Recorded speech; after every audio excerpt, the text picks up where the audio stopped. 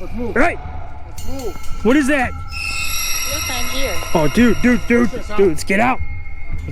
Let's keep moving. Oh my God. What was that? What was that? Jiggy, I just heard a fucking growl. Dude, I told you it was a bad idea. What? It's like a fucking old devil pendant. Near Shadows explores dark and isolated locations where strange objects and unexplained activity often become part of the investigation. During this trip through the woods, the group discovers a disturbing head-shaped object and decides to carry it out with them. Ah! It's a face, dude. Oh no. Look it. Looks like a freaking head. Almost immediately, their paranormal equipment begins behaving differently. As they continue through the forest, the Spirit Talker app has been producing responses almost constantly. Oh my God, this thing is still going off. Abandoned. Cry. Dude, let's test something really quick. Take the head. Please touch it. Let's test something super quick. Hold on. So, I want you to take the head I have a and see if this thing shuts up. Okay. Take Ready? it. Wondering whether the activity is connected to the strange head he is carrying, Near Shadows decides to perform a simple test. He hands the object to someone else. Almost immediately, the constant responses slow down. Let's be friends.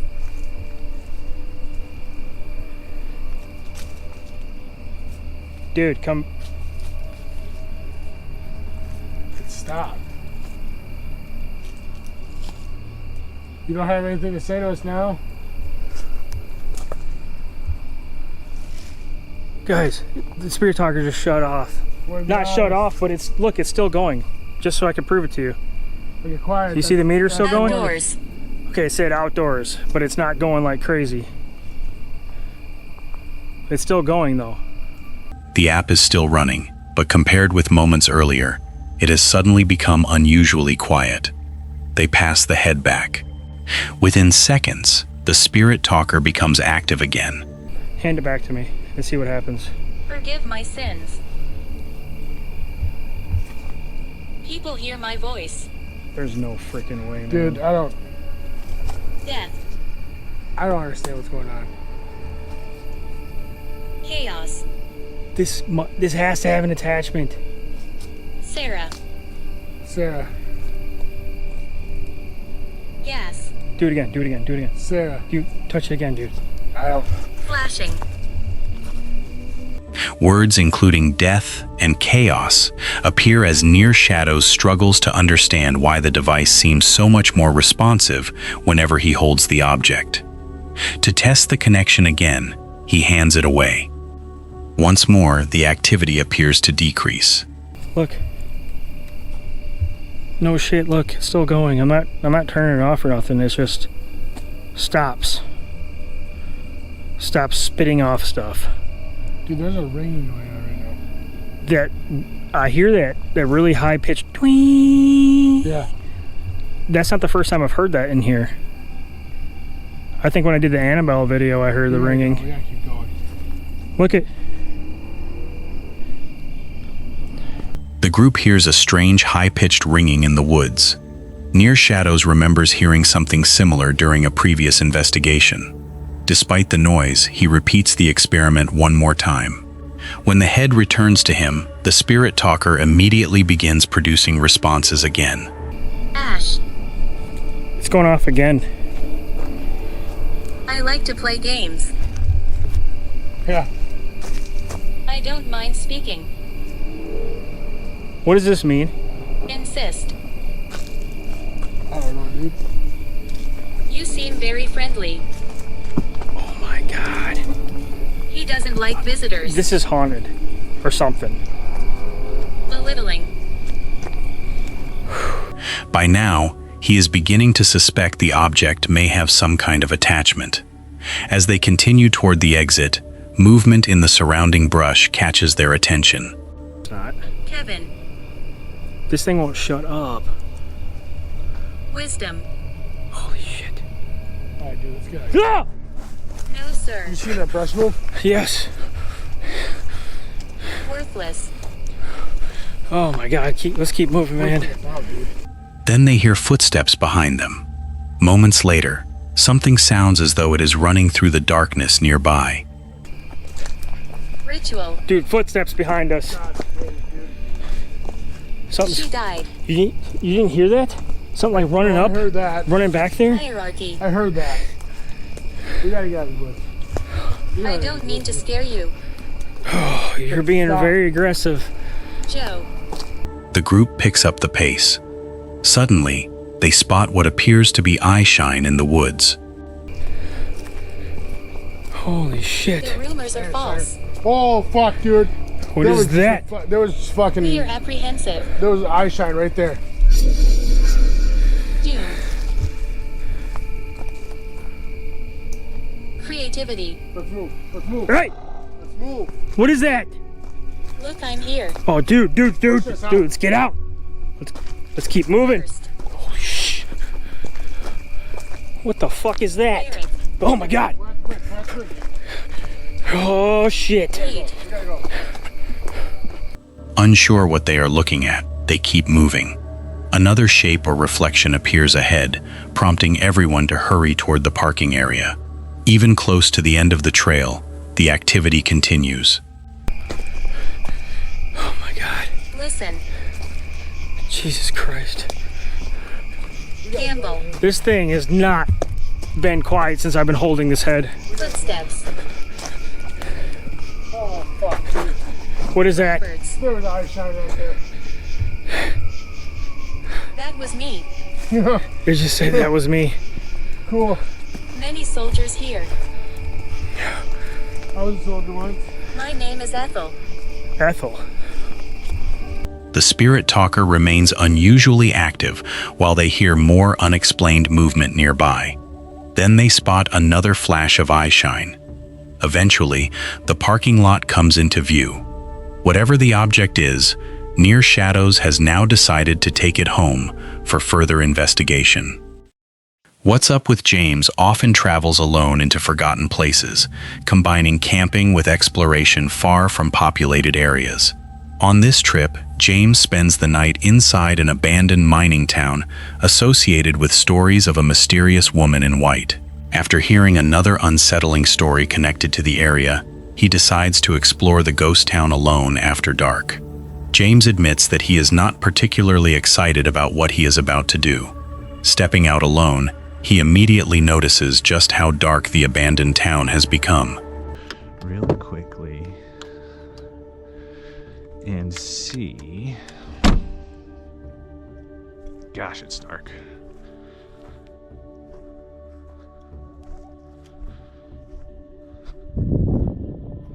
All right, so two things. There's a report of a lady in white that walks around this town, right? So that's the first thing that I want to see. See, and I'm already tripping out. That's what's crazy. I don't know if I want to see it necessarily, to be honest with you. I'm super scared and freaked out right now. I don't know if I actually want to see a lady in white or not. With only his light illuminating the area, he begins walking away from the safety of his vehicle. James explains that local stories describe a woman in white wandering through the town. He came here partly because he hopes to find evidence of her. But after darkness has settled in, he admits he is no longer sure he actually wants to see anything. There is another story worrying him even more. James recalls hearing about people searching for their missing dog in this same area. Brandy's sister, they were looking for their dog out here. Their dog had taken off on them. They were looking for their dog out here, and they had something run by them that they could not see. So that's what's really, really weird is they heard it. According to the story, something apparently ran past them in the darkness. They could hear it moving, but they could not see anything. That possibility concerns James far more than the reported woman in white. As he moves deeper into the abandoned town, everything becomes unnaturally quiet. James walks past an old fire ring near the edge of the woods. Surrounded by an abandoned mining settlement and a dark tree line, he admits the atmosphere feels completely different at night. I'll tell you what, the woods and an abandoned mining town at night. Then he hears something nearby. James immediately turns toward the sound. He cannot see anything moving, but the noise appears to have come from near the tree line.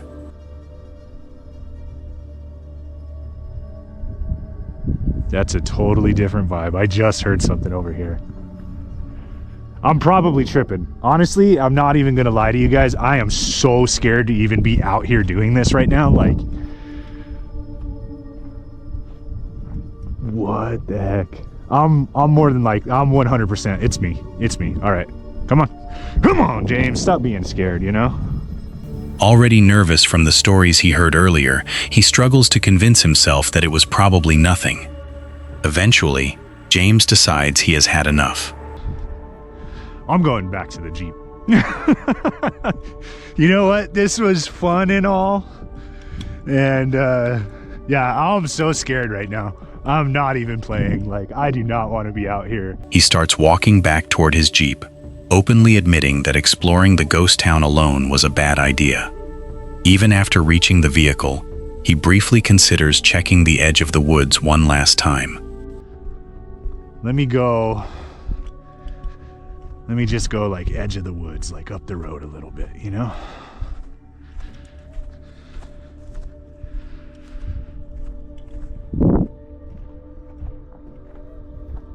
Oh, man, I don't like the way that feels. All right, yeah, no, I'm done. I'm done being brave. I'm done being cool. The feeling quickly changes his mind. James gets inside and locks the doors. The nighttime exploration may have lasted only a short while, but the combination of complete isolation, strange local stories, and unexplained sounds was enough. For the rest of the night, he decides the Jeep is the better place to be. Stealth camp sweethearts spend nights in unusual outdoor locations, often trying to remain unnoticed while they camp. During this trip beside a boat ramp, the night begins quietly enough. But as the hours pass, animals in the surrounding darkness give way to something far more disruptive. Unexpected visitors arriving in the middle of the night. While attempting to explore the area after dark, the couple suddenly hears an animal somewhere nearby.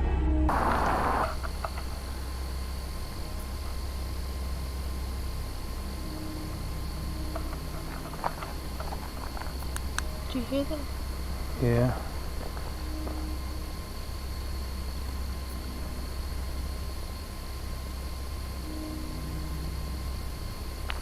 Yeah. Yeah. Without knowing what they are dealing with, they decide not to continue walking without something to protect themselves.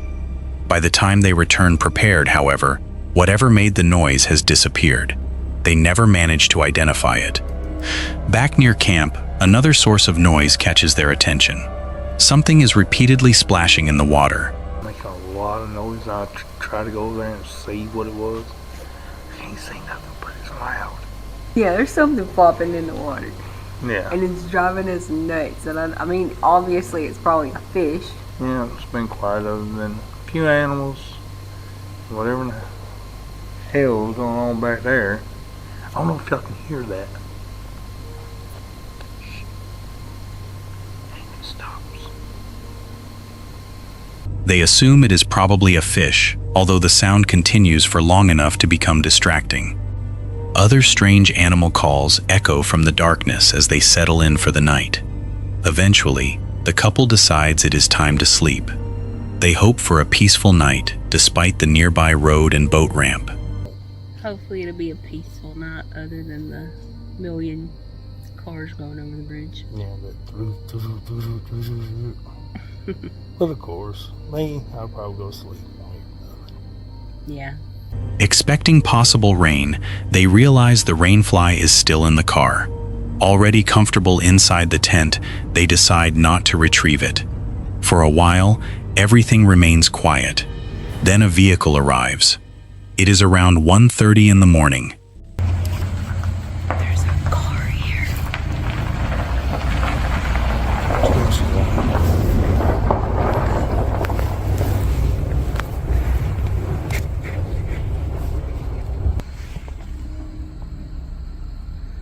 Yeah, there's a car parking. From inside the tent, they watch as someone parks nearby and opens the trunk. After waiting and listening, they realize the person appears to be fishing. They have their trunk open.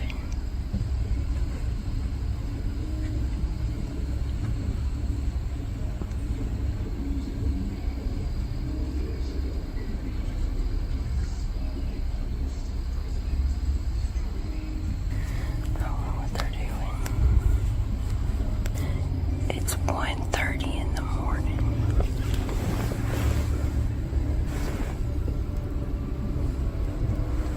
They're fishing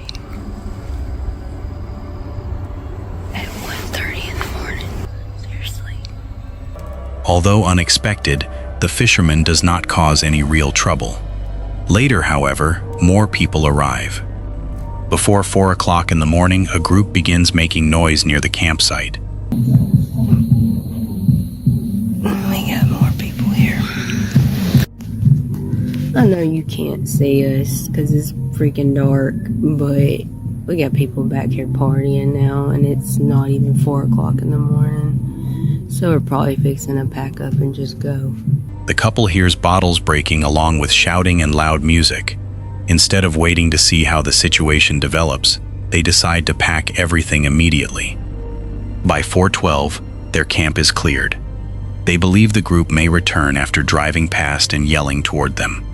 Once safely away, the stealth camp sweethearts decide that camping beside an active boat ramp probably will not be something they repeat. The animals had been manageable. The unexpected human visitors were what finally ended the night. David's Universe investigates locations connected to ghost stories and unexplained activity, using different devices in an attempt to document responses. During this cemetery investigation, the group begins receiving unusually consistent reactions from their equipment. During the investigation, a cat ball suddenly activates immediately after the group asks for a response. We're not here to be disrespectful. We are not here to be rude to you in any type of way. Maybe set the ball off, set the other items that we have off. Oh my god, the ball. As soon as she asked it. Thank you. They talked to her, bro. Understanding. This cat ball has never gone off. Bro, and it's going off like crazy, bro. Thank you. Oh my god, and We did it again. appreciate it.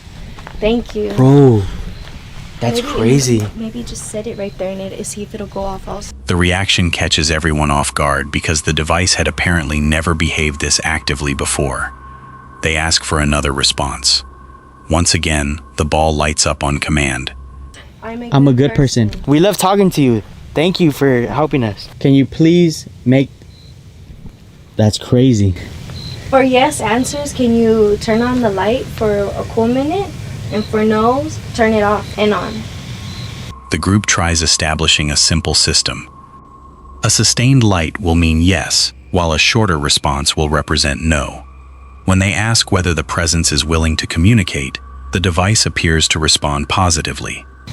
Yes. Yes. Dang. Okay, Are so... you willing to talk with us?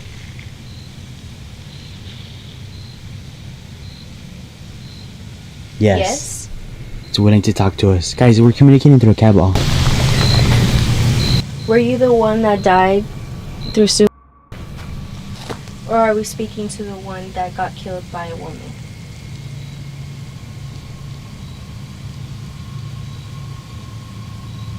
None of them?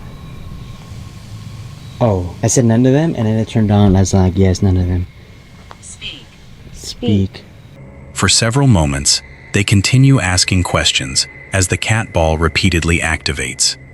Remembering an earlier message suggesting they were being followed, the group asks whether a spirit from a previous location could have come with them.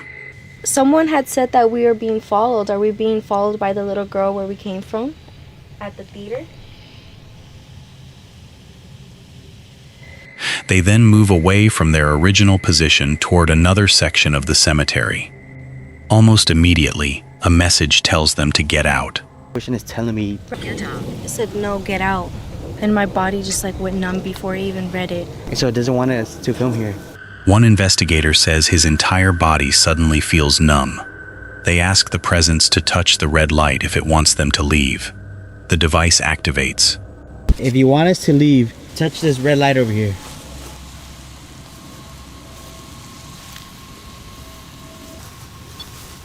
Oh, she's there. If you're a good spirit, touch the red light. Oh my god, it's going off. Yeah, this thing likes you. Darkness. You like the darkness? Do you not like the light? When they Touch ask the red whether light. it is a good spirit, it responds again. The group my God, it's continues going off. questioning whatever might be communicating likes you. before deciding they should soon Darkness. end the You like the investigation. darkness? One final response claims to come from someone who is only 6 years old. Then another device begins moving unexpectedly. Don't mind speaking. So they're like talking to us, but... She died. Oh, the light? Yeah. Oh, that's our sign, bro. Let's get out of here. Alright, we got this joint. Does it talk to you? The last thing it just said is I don't mind speaking, and then it said man, and I asked it if there was a man with us, and it hasn't said anything. That's crazy because that thing was spinning right now, look. Oh my And god. it's just that one. Yeah, it's just that one. Dude, that thing's spinning, guys, and it's the only one spinning. And it stopped when you got close. Yeah, and it's... Oh my god, there it is, there it is. The only one spinning, bro. Can you make it spin? The group watches as one object appears to spin while the others remain still. Moments later, their equipment produces the phrase, Lord of Demons. Lord of Demons. Lord of Demons? Yeah, we out of here. Lord of Demons is crazy. Wait.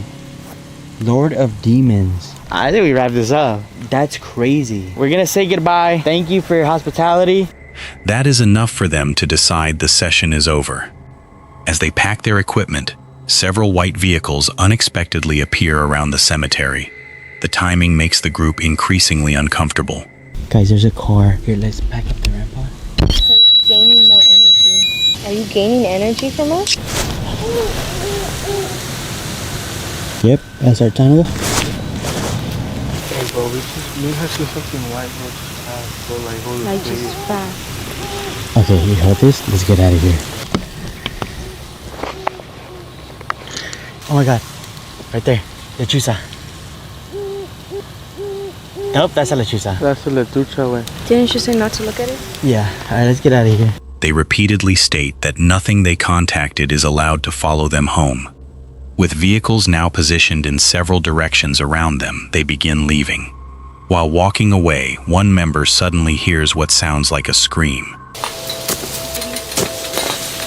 Dude, and they're still going off. Guys, so we're literally leaving. 3 lechuzas came out of nowhere. It said Lord of Demons, and as soon as it said that, 3 white lechuzas pulled up, and the more we noticed... You heard that? What happened? I heard like a scream, like, ah.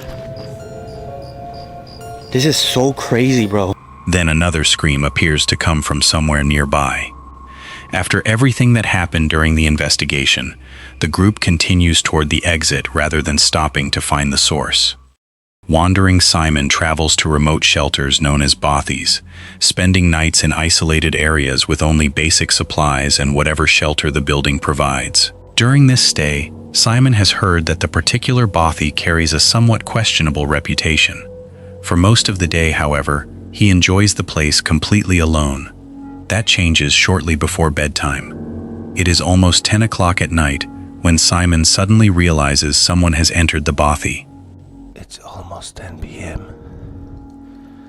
Someone just came into the bothy. They didn't come into my room, so I better go and investigate.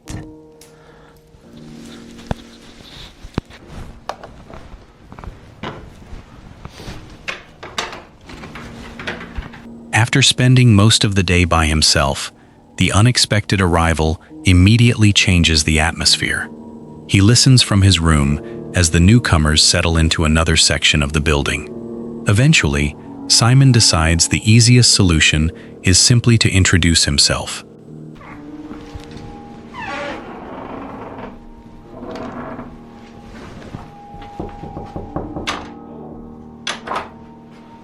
Alright. How you doing? I just wanted to say hi. Aye, no problem, man. You guys all good? Aye, not too bad. Where you from? Just came from Edinburgh. Aye, not far. Same house. Oh yeah? Aye, man. Perfect. Just dead over there. Aye, I'm not going to bother you. No, same man. Enjoy. Aye, you have a good night. Cheers.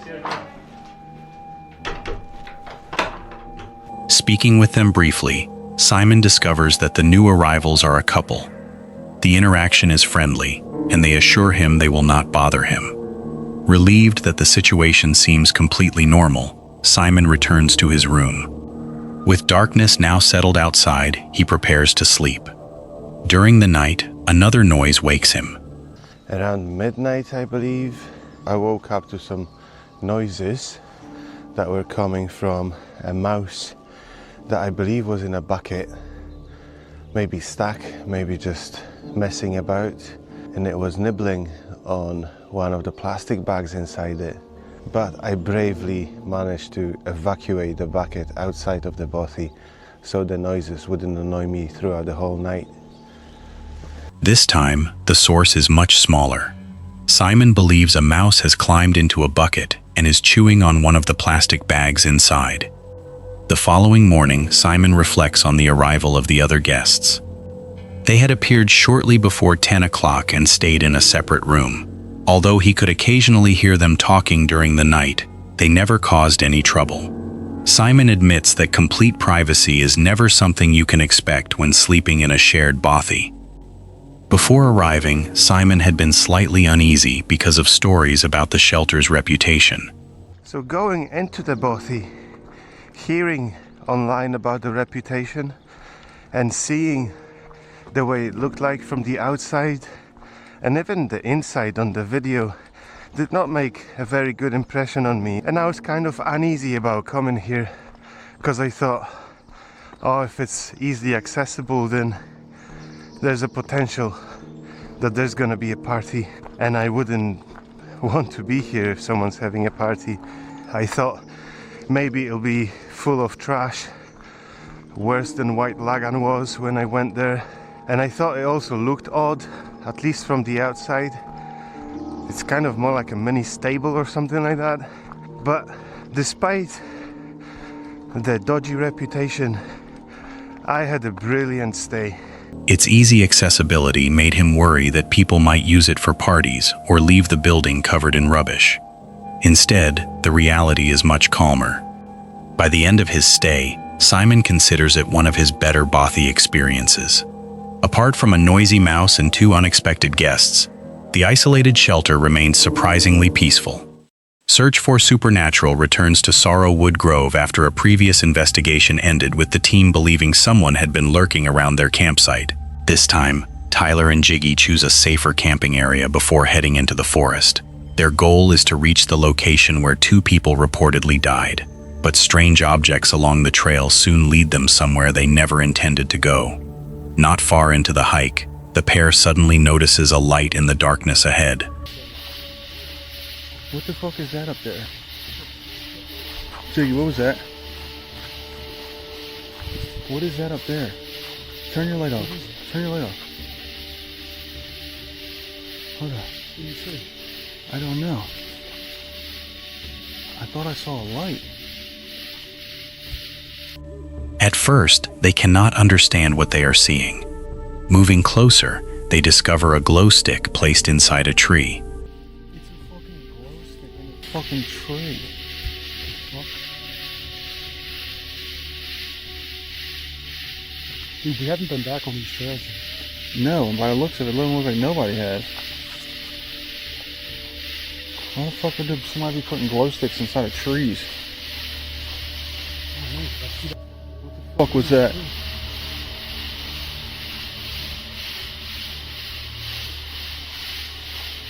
Yeah, there's a fucking light right up there, right through the trees.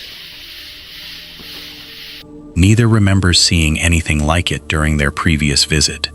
Another glow stick appears on the ground. Then they find another. Soon, Tyler and Jiggy realize the lights seem to be marking the same route they are following through the forest. Bro, I feel like we just have bad luck. Alright, let me see. Where's your camera? So, we're not even... Look. Who the fuck would be out here with glow sticks?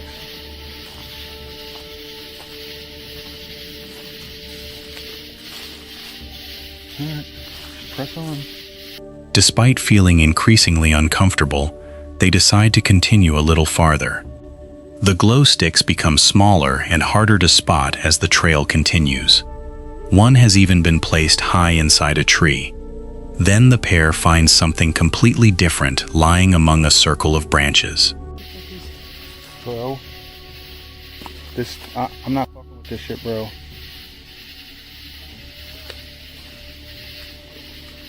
Whatever it is immediately makes Jiggy want to turn around. Tyler, however, wants a closer look.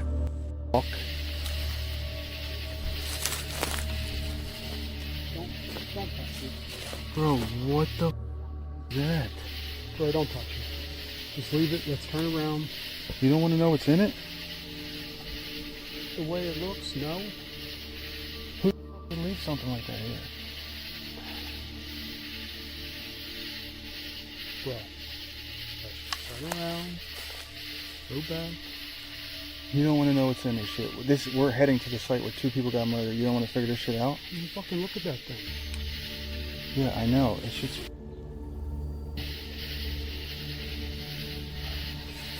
What do you want to do, dude? I want to grab it. Don't grab it. I want to grab it, dude. Yeah, I think it's a bad idea. The object appears to be some kind of container surrounded by wax and carefully arranged material. Jiggy repeatedly warns Tyler not to touch it. Tyler believes it could be connected to some type of ritual. Despite the warning, he decides to pick it up. It's not a good idea, dude. Come on, put it down, put the sticks back on top. Dude, let's go back to camp, open it up. This is what we came here for. Maybe not this specifically, but we came to investigate this spot. You're not just going to walk away from that, are you? I said we take it back to camp and open it, dude. Bad idea. I'm going to take it back to camp. It's a bad idea. Come on. Alright. I want to take it back to camp and open it. Alright, so if anybody knows me, the light's drowning me out. Yeah. If anybody knows me, they know that I do not play around with shit like this. Tyler chooses to carry the container back to camp and open it there. Jiggy remains convinced this is a terrible idea. The pair originally came to investigate reports of paranormal activity, but now they are wondering whether the strange object could somehow be connected to the forest's reputation. Shortly after taking it, they hear what sounds like a growl in the woods. Then the wind begins increasing around them.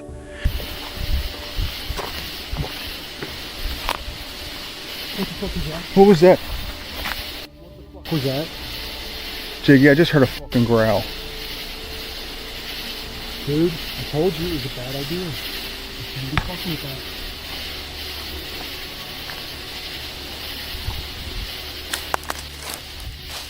Jiggy again suggests putting the object back. Tyler still wants to know what is inside. Back at camp, they prepare to open the container. Jiggy gets a knife while Tyler explains how they found it inside what appeared to be a circular arrangement of branches. Both acknowledge that opening it is probably a bad idea. They do it anyway. What was that?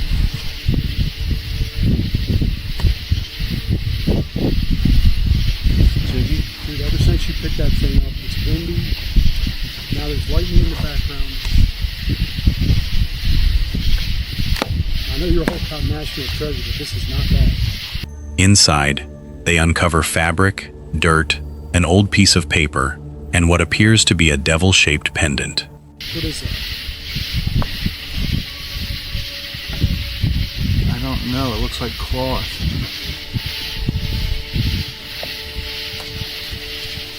What is all that? What is all the dirt and shit?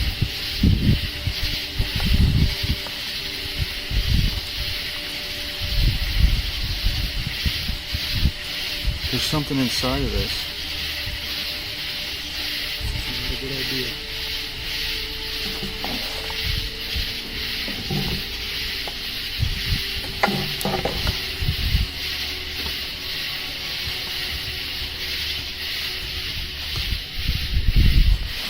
What the fuck? It's like a fucking devil. It's like an old devil pendant. And it was wrapped around this. Grab your camera, Jiggy. Film this. Film this. Examining the paper, they believe it contains wording connected to destruction. The discovery immediately changes Tyler's mind. Instead of continuing the investigation, the pair decides everything should be put back exactly where they found it. Chad explores abandoned locations that have been left untouched for years, and this time he and his friend are making their way through a huge, decaying institutional building. The rooms are empty and quiet, but as they move farther inside, both begin feeling as though they might not be completely alone. While walking through another section of the building, Chad admits that something about the place keeps making him turn around. I keep getting the feeling like there's something following us though. That's why I keep turning around. Yeah. When I'm shooting right now, I wasn't facing this way before. I know. We were walking the other way. Yeah. But most places, dude, I usually just go through. I try not And to I go don't- through too quick. Yeah, but I don't tend to look back behind me that much. I have a couple times here though. Yeah, I have too. Or this is twice now, but it's weird, man. It's a vibe though, you feel it though, right? Yeah. I feel like something's watching. Normally, he can explore without constantly checking behind him. Here, however, both men have found themselves repeatedly looking back. His friend feels it too. Chad describes the sensation as though something is watching them from around the corners. Continuing through the building, they discover an old bathroom containing a bathtub that remains surprisingly intact. Look at that. That's like a bath that a nurse or something would be right next to you while you take it. Yeah, they'd be in the room here with you. Watching your ass. Yeah. Yeah, so you don't cut yourself or whatever. It's like completely intact too. They didn't come in here and destroy it or nothing.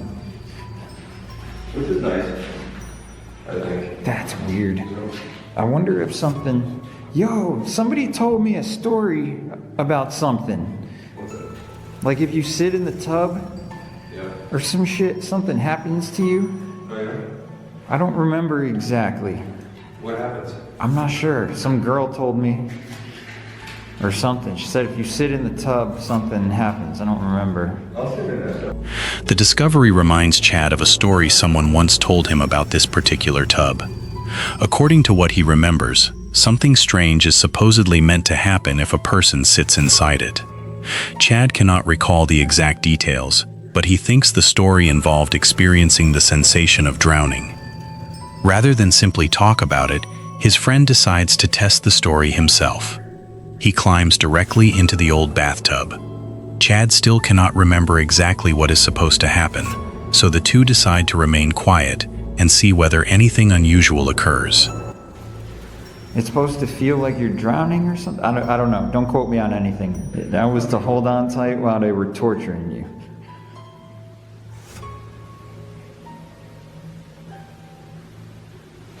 Or the last glimpse of hope you had to hold on to while they were drowning you underwater.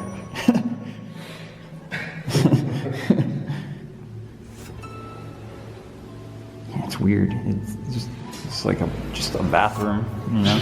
It's weird. There's just a tub sitting here. I don't know. I'm gonna get in. Let's see what we got here. Yeah. Let's see what we got. I'm in the tub. It's in the I don't know. Something scary is supposed to happen, I think, and I'm not sure what it is. Let's just wait here for a minute and see if we hear anything.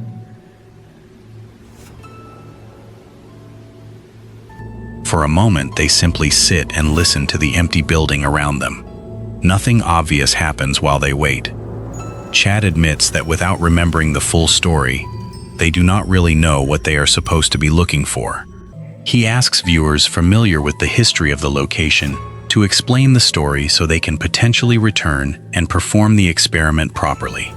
Moving into another section, they find an area Chad says was not accessible during an earlier visit. Yeah, we weren't in this section over here, bro.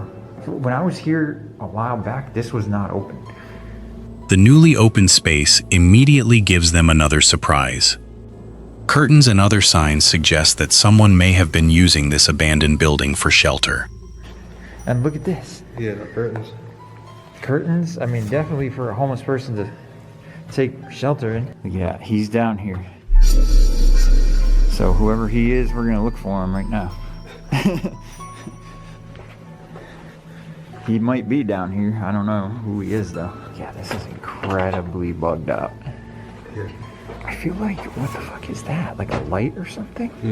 See what I'm talking about? Yeah. Unless it's just sort of like a reflection. Yeah, this was the original way in, I think. Okay. Because I remember these steps right here. Oh yeah.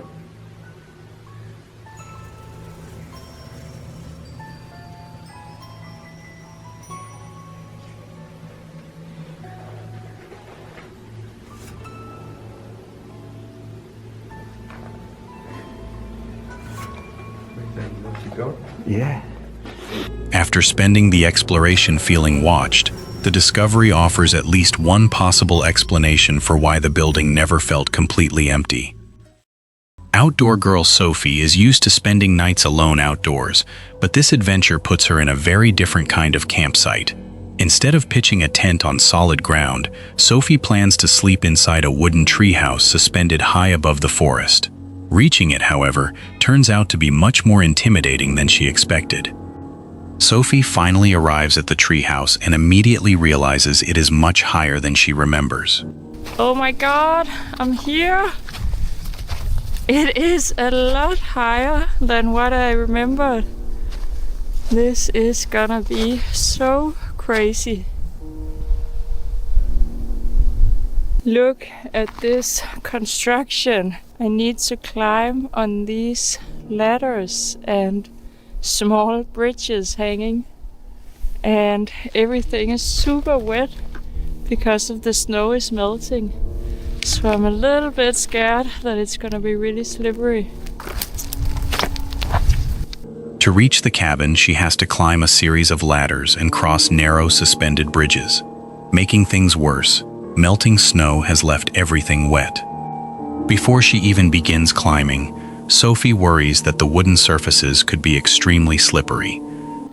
This is pretty steep, so I hope it's not too slippery.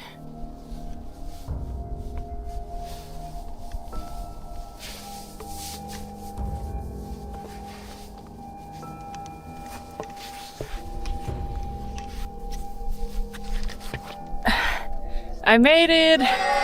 The second platform, so one more bridge to go, and then I'm in the cabin.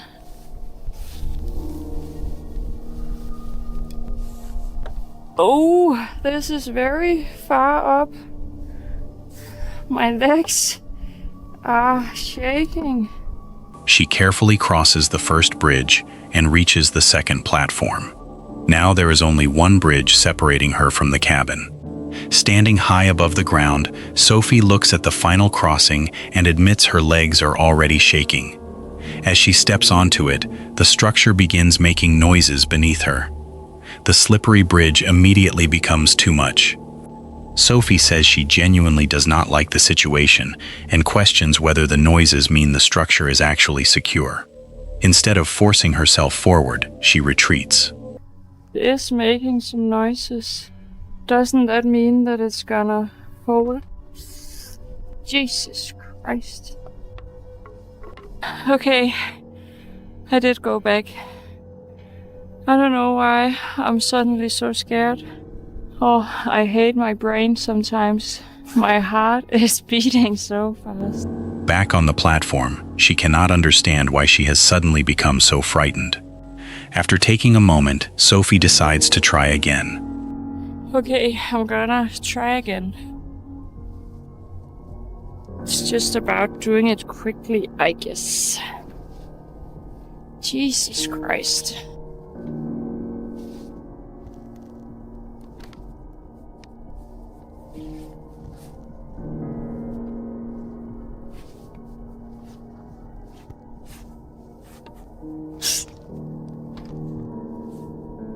Her heart is racing, but this time she moves quickly across the bridge.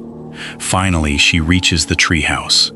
Even after making it safely inside, her legs are still shaking from the climb. Once settled, Sophie admits the journey up was considerably scarier than expected. Now I'm all settled in the treehouse, my home for the night. This actually was a lot more scary than what I thought it would be. But I made it so far and it has not fallen down.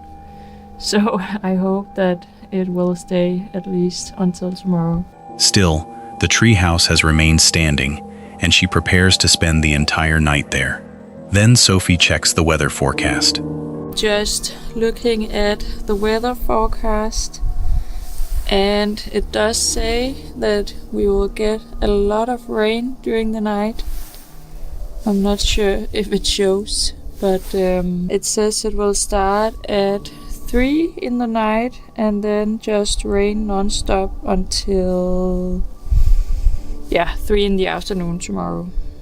Heavy rain is expected during the night, along with stronger winds. Even small gusts are already making the treehouse sway in the trees.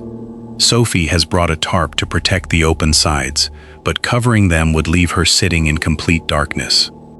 For now, she decides to wait and hope the treehouse keeps her dry until morning. Paranormal Discovery ventures into remote areas searching for unexplained activity, haunted locations, and stories of creatures hiding far from civilization. During this trip through British Columbia, the group camps beside a lake surrounded by thick forest. Before the night investigation even begins, they are already discussing signs that something unusual could be living nearby. Looking toward the forest surrounding their campsite, the group begins discussing what they experienced during a previous visit. You had some stuff go on when you were here last time, eh? Yeah, it's definitely a very interesting place. Yeah, I can feel it, that's for sure. Yeah. So weird noises, and I think there's a Bigfoot out here too. Actually, there's definitely something out in the woods. According to Angelo, the area produced some strange noises. He believes there is definitely something moving through the woods. The possibility of Bigfoot quickly enters the conversation. With 2 nights planned at the campsite, they will have plenty of time to explore after dark. Walking around the area, the creator admits the nearby forest gives him an unsettling feeling. like, this is gonna be pretty freaky, and I'll be real with you. Angelo was telling me that there is some like weird thing on the way up. He was like, yeah, like you're gonna get freaked out here. Angelo has already warned him that something about this particular location might freak him out. Despite the beautiful lake and scenery, the thick woodland nearby seems like an obvious place to investigate once darkness arrives. Later, the group returns to the subject of strange activity. On the sides here, we are tucked away in the corner, but that can't change spiritual activity. So, yeah, we did see a lot of Bigfoot activity on the way up, like bunch of trees, like structures just in weird positions. It was really like creepy. So yeah, we'll see what happens tonight. We'll get into all the camping stuff. They explain that while traveling to the campsite, they noticed several unusual formations involving trees. Some appeared to have been arranged into structures or positioned in ways they found difficult to explain. To them, these formations could potentially indicate Bigfoot activity in the area. Much later, after darkness has settled over the campsite, the atmosphere feels completely different. The creator says he can already sense unusual energy around him. More importantly, he has started hearing things from somewhere nearby. gonna get freaky. I know that for a fact. I'm already feeling stuff around, so I don't know. I think I should be okay. What do you think here? Because I've been hearing shit. I just don't know. To be real with you, if you encounter a grizzly, that ain't gonna do shit. Yeah, it's true. I guess it's something, but That'll probably get me attacked by a grizzly. probably, yeah. Oh god, I was hearing stuff down there, but I guess we'll take the risk. Alright, I'm gonna take a little hike and I'll be back. He considers carrying something for protection, but realizes it would offer little help if the animal outside turned out to be a grizzly bear. Still, the unexplained noises convince him to investigate. Rather than immediately hiking deeper into the darkness, he decides to stay closer and listen.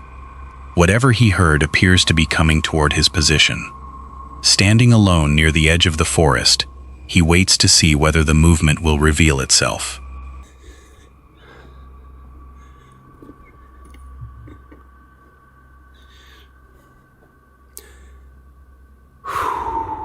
Okay. Alright, so right now I'm kind of chasing a sound.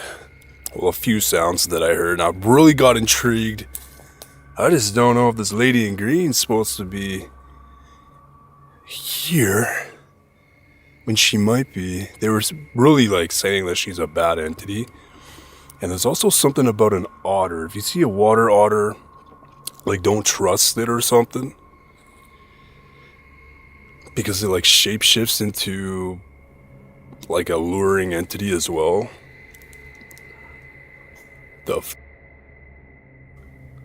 Hello? After an entire day of discussing Bigfoot and unusual structures, the sounds in the darkness give the group another reason to keep watching the surrounding woods. Jesse's drone adventures travels through remote desert landscapes, using off-road trails and drone footage to uncover places most people never see. On this journey through the Arizona mountains, Jesse is heading toward a location he has researched in advance. The difficult drive eventually brings him within reach of his destination, only for the road to deliver an unexpected surprise. Jesse heads into the mountains toward a location suggested by several viewers. Next thing I know, I was heading for the mountains. This is a location that a few of my viewers have mentioned over the past few months. After some careful research and seeing a few enticing photos on Jeep forums, I knew this was going to be my next destination. But with every new adventure comes new challenges. After crossing the rougher terrain, the road becomes smoother and the landscape opens around him. The views are spectacular, but the trail still demands constant attention. After making it through the flat, rough stuff, the road became smoother, the sky grew brighter, and it was non-stop, jaw-dropping views. It was one of those drives where, the further you went, it seemed like the land opened up even more, and around every curve was another surprise. Loose sand and steep edges mean that even a small distraction could send a vehicle off the road. But at times, it could be extremely bumpy and very sandy toward the edges. Nothing to be too concerned about, but the slightest distraction could send you down the hill. And maybe it's just me, but I feel like it would be extremely embarrassing to go over the edge on a trail like this. About halfway to his destination, Jesse stops and checks his surroundings. According to Google Maps, it didn't seem like I was that far away, but staring off into the distance, it sure didn't feel like it. According to his GPS, he should not be particularly far away.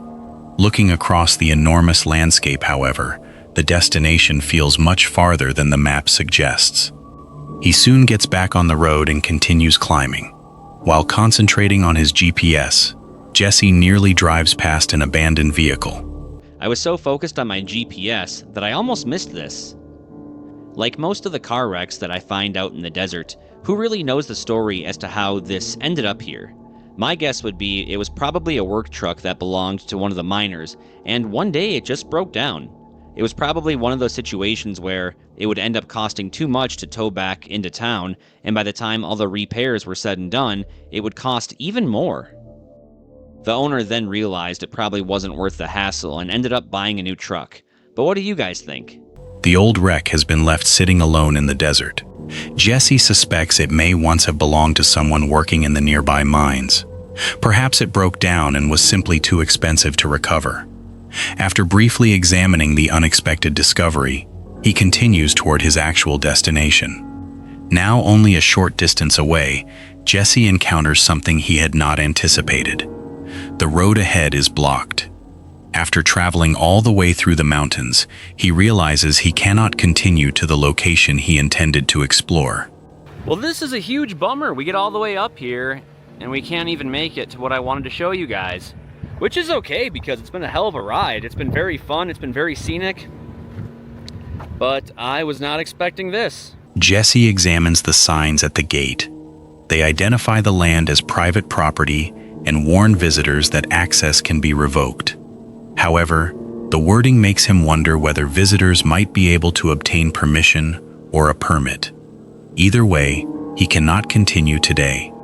Disappointed, Jesse turns around and begins the journey back down. His research had suggested the location was accessible, with no clear warning about gates or road closures. Although the original destination remains unexplored, Jesse decides the trip was still worthwhile. After returning home, he discovers other possible access routes on Google Earth. After I got back home, I pulled up the location on Google Earth, and I did see that there were a few different ways to access the site.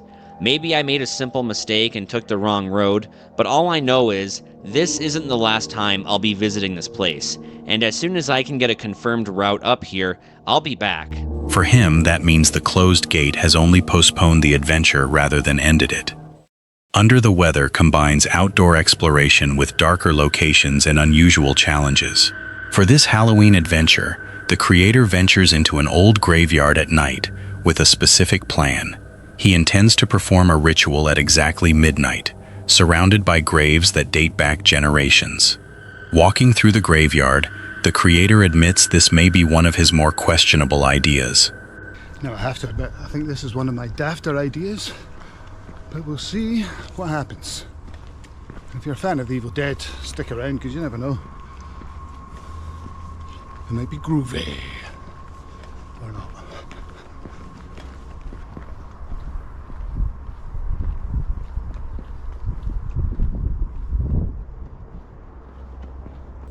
As he explores between the headstones, he examines some of the dates. Several graves are nearly a century old, adding to the atmosphere as midnight approaches. 1925, 1941.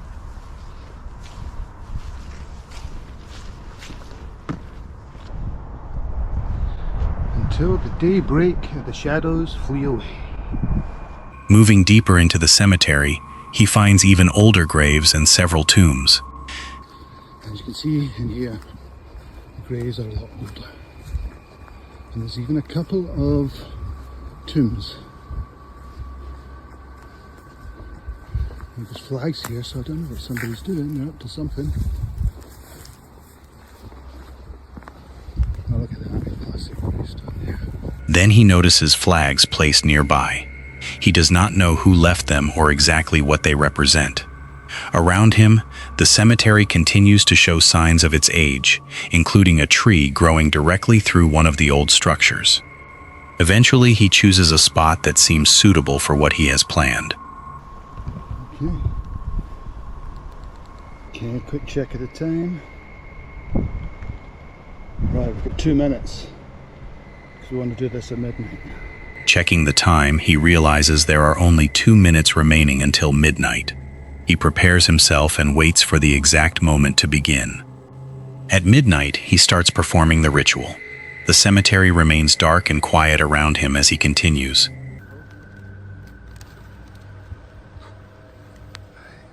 Conda estrata montos, igrets gad, nosferatos canda, amantos canda.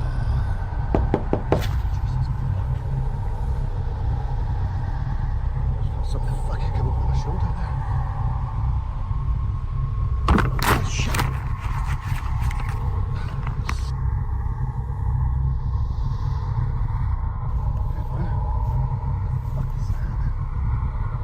Then his attention is suddenly drawn towards something nearby.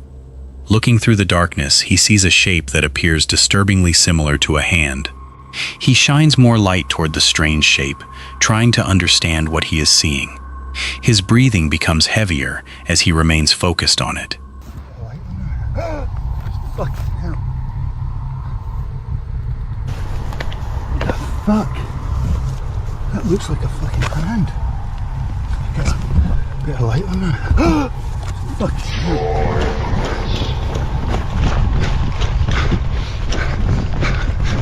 He says that just after staring at the hand-shaped object, he felt something touch his back. Shit. I have no idea what that was. But I just felt something touch my back. Just after I said that. While I was looking at that thing that looked like a hand. Alright. Happy Halloween. Never again. Unable to explain what made contact with him, he immediately decides he has had enough. The Halloween experiment ends there, with the creator making it clear he has no intention of repeating the experience. Ray Gloom's real-life encounters returns to a remote area with Camelot Tim after previously hearing reports of a terrifying scream in the surrounding wilderness. This time, the pair explore from their vehicle after dark. What begins as a search for something unexplained quickly turns into a series of encounters with large animals moving through the trees. While driving through the darkness, Camelot Tim suddenly stops and begins shining his spotlight towards something outside. Okay, I think the reason Camelot Tim stopped, he's spotlighting something.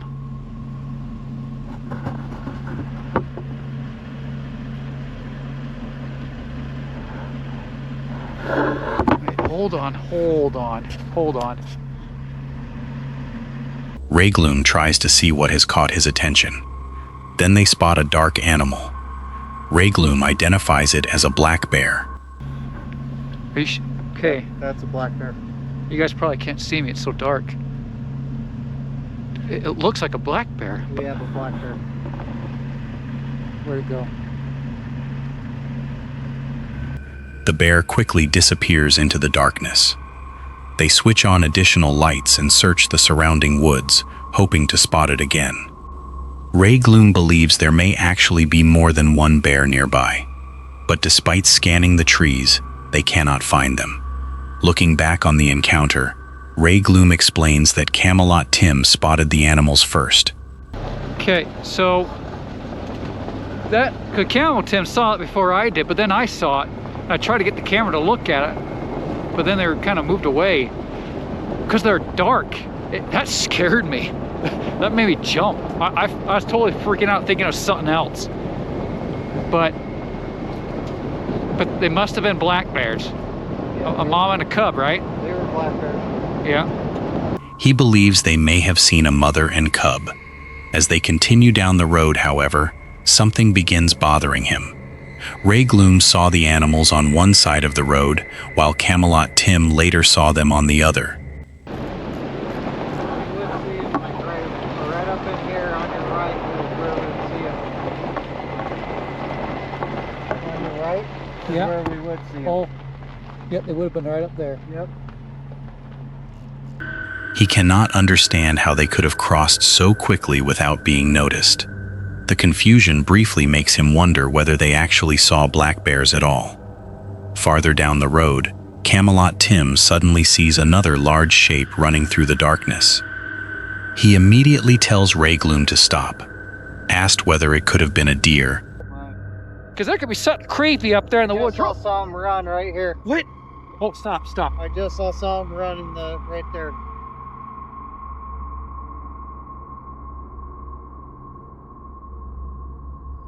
Okay, I'm looking. Camelot Tim saw something run right there, just barely. Like was it a deer? No, it looked like it was a massive bear. What? Yeah. Another one? It was right in that meadow. In the meadow? Meadow. Yeah. To him, it looked like a massive bear. They shine the spotlight toward the meadow where the animal disappeared. Camelot Tim insists the creature was large, dark, and moving through the woods. Ray Gloom points out that ordinary black bears in the area should not appear as large as what they just witnessed. Kind of spooky if it's something bigger than a black bear, but black and moving through the woods. Yeah, it was big and black. Yeah. So. Unable to find the animal again, they continue driving. Ray Gloom jokes that perhaps it is stalking them, although he cannot understand how anything could keep pace with their vehicle. They continue scanning the trees, hoping that what they saw really was just an unusually large black bear. For the rest of the drive, the camera remains ready in case the dark figure appears again. Franco TV is known for venturing alone into isolated and unsettling locations, often continuing long after most people would have turned back. During this nighttime exploration of a remote forest, Franco begins noticing something unusual through his night vision camera. Whatever it is, it seems to stay with him as he tries to find his way out. While walking through the darkness, Franco suddenly spots what appears to be a pair of glowing eyes ahead of him. He stops and focuses his camera toward the trees. I definitely have eyes. Right there.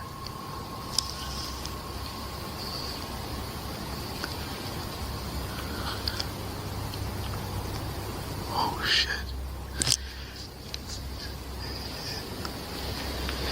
Something's watching me.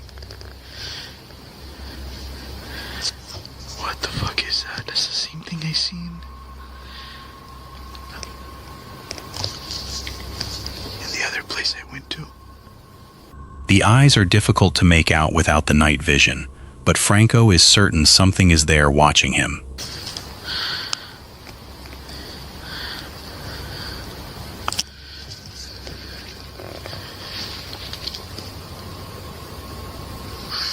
Fuck that.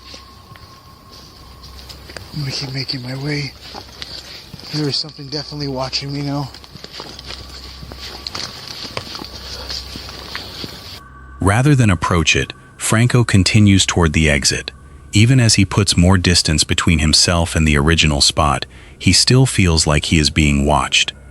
Then another pair of eyes appears elsewhere in the forest. Franco turns his attention toward the second set of reflections. I'm shining my light right at it. I just see the eyes. I was a lot closer to it before. And it was higher. It wasn't like an animal. Look at that. Jesus Christ. I feel like someone's going to come up right behind me. I saw some eyes down there too, but that one looked like an animal. Let me zoom in. There you are.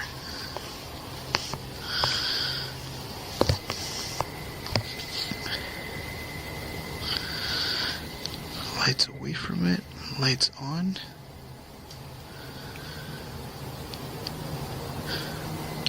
What the hell is that? Okay, so I see a little reflective sign. That's from the gate. I'm not too far from the gate now. I kept moving forward. I don't know what the hell it is down there. That's possibly following me. One disappears, but another remains visible through the night vision. Look.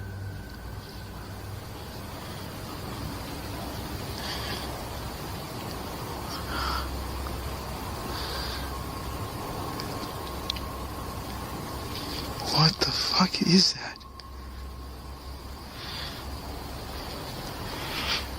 I just zoomed in a little bit more. What concerns him is the height. He says it does not appear to be positioned low to the ground like he would expect from a normal animal. Now closer to the gate, Franco keeps moving forward while watching the darkness behind him. Okay, so I see a little reflective sign. That's from the gate. I'm not too far from the gate now. I kept moving forward. I don't know what the hell it is down there. That's possibly following me. Ahead, he notices something in the middle of the road and struggles to determine whether it is simply a tree. As he continues walking, he becomes increasingly convinced that whatever he has been seeing is moving with him. It's definitely following me. Every time I walk, it's getting closer and closer.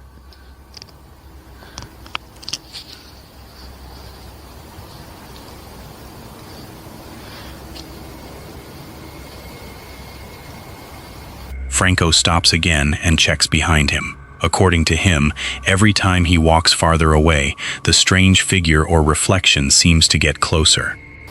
See, oh, what the fuck was that? Did my watch just flicker? Sorry, that was on my end. I don't think you guys even saw that. See if it reflects off. Look at that. There is no light. I am looking with my own eyes. I see nothing. Just the night vision's picking it up. And I think it's reflecting off my IR light. This is my flashlight. It knows I see it and does not give any shits.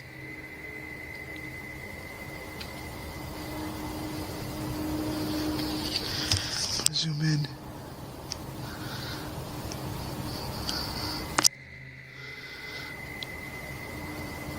He shines his regular flashlight toward it but cannot see anything with his own eyes. The shape only appears through the infrared night vision. Right now I have my regular camera. As you can see, I don't see anything with this camera, but I am gonna use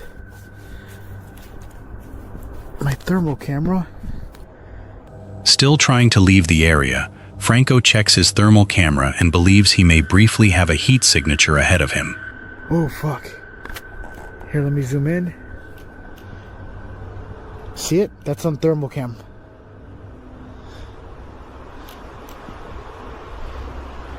There is something hiding into the forest.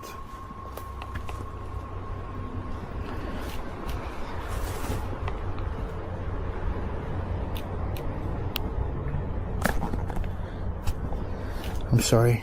I'm hearing shit all around me.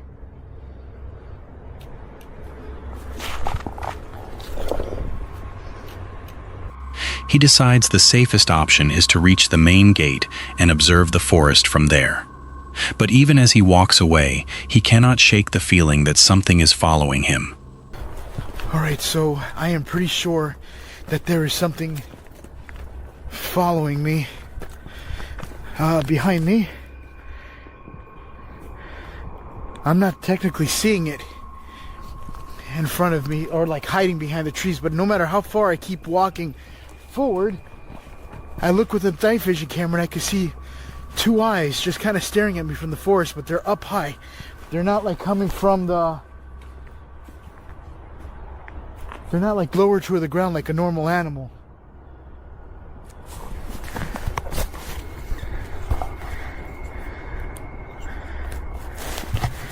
That I had this on the brightest setting. Looking back through the night vision, Franco again sees two eyes staring from between the trees. They appear high above the ground and remain invisible under his normal flashlight. By this point, Franco is convinced that whatever he is seeing has been keeping pace with him through the forest. Franco finally reaches the main entrance. Almost immediately, he hears what sounds like yelling coming from the forest he just left. Alright, so I've made it out of this, of the forest little area. I'm now towards the main entrance. And I'm hearing yelling from behind me. I want to see if I could see the thing with the night vision camera. Listen. Damn, I'm not hearing it anymore. But I was hearing yelling further back there.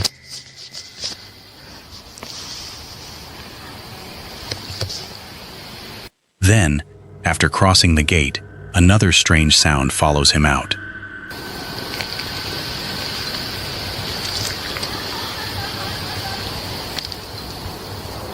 You hear it? That's what I heard.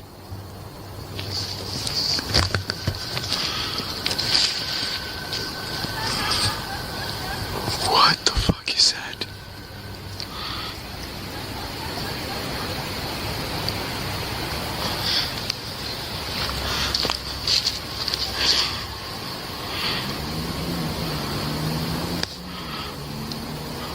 Holy shit.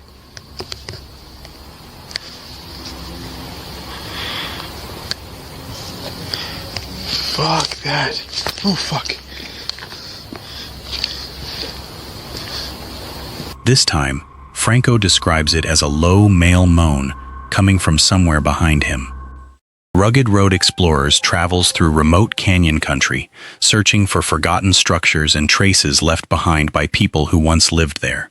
During this exploration, Dave is moving along a cliff face when what first appears to be another ancient dwelling turns out to be something much more unusual. While crossing the cliff, Dave stops to admire a large balanced rock before noticing ruins far below him.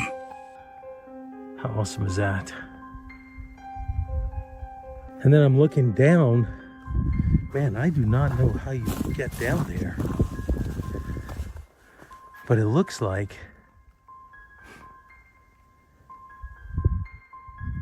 there's the remains of a dwelling down there. I'll have to check it out with the binos, but it sure looks like it.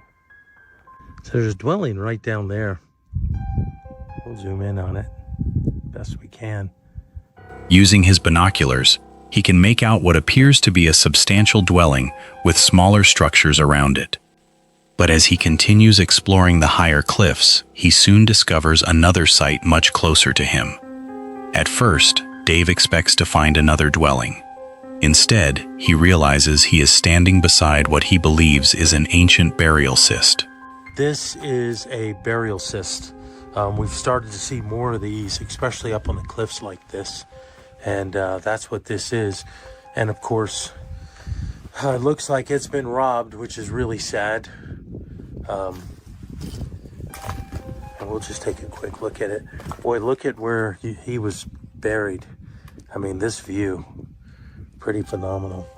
The structure appears to have once been completely sealed from floor to ceiling. Sadly, Dave suspects that someone entered and robbed the burial long ago. After briefly examining the ceiling for handprints or markings, he decides not to disturb the site any further. Before leaving, something about the surrounding rock formation catches his attention. You know, they were all about symbolism, and then as I'm looking at this, I don't know if you remember our last video where they had the 9 burial cysts underneath what looked like to be a snake's head. And then, boy, I've got to do it so that the sun's not here, but look at this. Dave remembers another location where several burial cysts were positioned beneath a formation resembling the head of a snake. Looking at the rock above this burial, he notices a surprisingly similar shape, even pointing out what could resemble an eye. Continuing along the cliff, Dave discovers the remains of another extremely old structure. I'm pretty sure this is an old dwelling. And that went back in here. You've got these rocks at the back. Boy, it's super old though. And all collapsed down here. Most of it has collapsed, but sections of stacked rock still reveal where the walls once stood. So I'm going to check out this cove underneath there. It's hard to tell if there's dwellings in there or not. And we're going to go down this way right here, which is pretty good. You can see that. So let's get down there. With plenty of ground left to cover, he continues deeper into the canyon. Later, Dave encounters another circular stone structure. After studying the mud and collapsed walls, he believes this may be another burial cyst rather than a granary. Again, you can see the mud. Let me back it out a bit. The mud there, and it would have been completely enclosed. And I'm wondering if this wasn't the same thing and the robbers have just toppled the whole thing. But this definitely looks like that. It's round. It's either that or a granary, but I'm thinking a burial cyst because it doesn't have the hallmarks of a granary. A granary would be tucked further back up against the wall there. He explains that the structure was likely once enclosed before being torn apart, possibly by grave robbers more than a century ago. Nearby stones may even have been connected to whatever burial ritual once took place there. Farther along the cliff, Dave finds an entire series of damaged structures.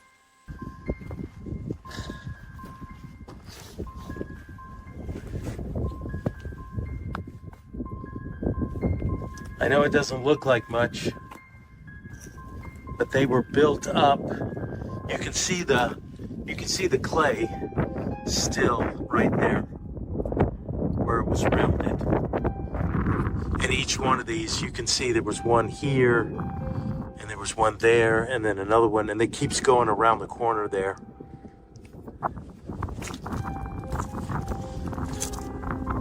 Such a shame. Traces of clay still cling to the rock, showing where each chamber once stood. Around the corner is a cavern, which Dave explains may have held spiritual significance as a passage between the physical and spirit worlds. Standing among the ruined burial structures, with the canyon stretching out below, the remote location leaves behind far more questions than answers. Exploring with Bear regularly takes viewers deep into locations surrounded by strange stories and unexplained encounters. On this nighttime hike, Jar Bear and Brandon are moving through thick woodland when noises in the darkness make them wonder whether something is tracking their movements. The pair continue along what looks like a faint path through the vegetation. This is also the same area where they had recently heard something moving nearby. With visibility limited and thick brush surrounding them, both remain alert as they push forward. Then Jar Bear suddenly notices something ahead. A pair of eyes is staring back at them from the darkness. Man, I don't know, but I just ran through like a whole nest of spiders too. I got crappy. What? Eyes? What? Dude, I'm not gonna move. I'm not gonna move. See it? Look, right there. Look at it. It's a coyote. It's a coyote. It's a coyote. Oh. Dude, they're coming towards us. Ooh. Let me get my gun out. Look how big it is. See the eyes? Yeah, I do, man. I'm not gonna move. Is that a coyote? It's something big. At first, Jar Bear thinks it could be a coyote. Then he realizes there may be more than one animal, and whatever they are, they appear to be moving closer. We should probably go back. Well, if we're starting to get stalked right now. I didn't even hear that thing, did you? No, look how big it is. Dude, that's a deer. Oh yeah, that's a buck. That's a buck bedded down. Unable to clearly identify what he is looking at, Jar Bear reaches for his gun and watches the eyes carefully. For a moment, the pair consider turning around.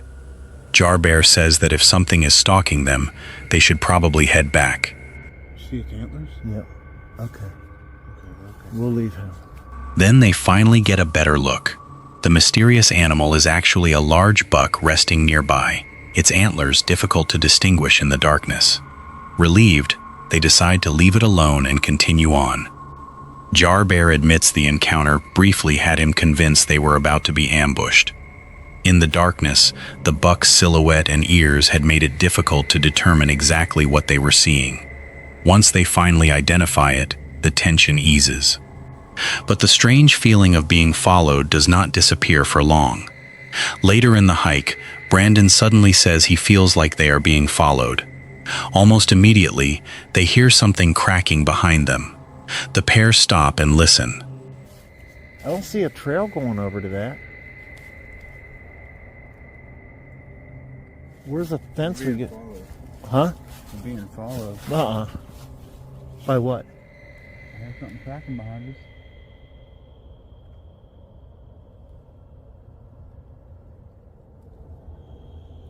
Does look like a bridge, doesn't it?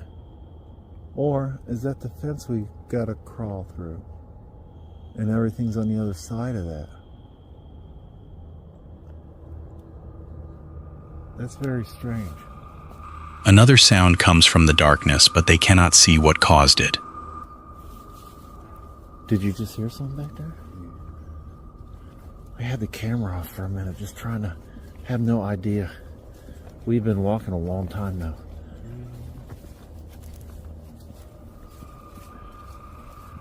We've probably been walking like an hour straight, I bet.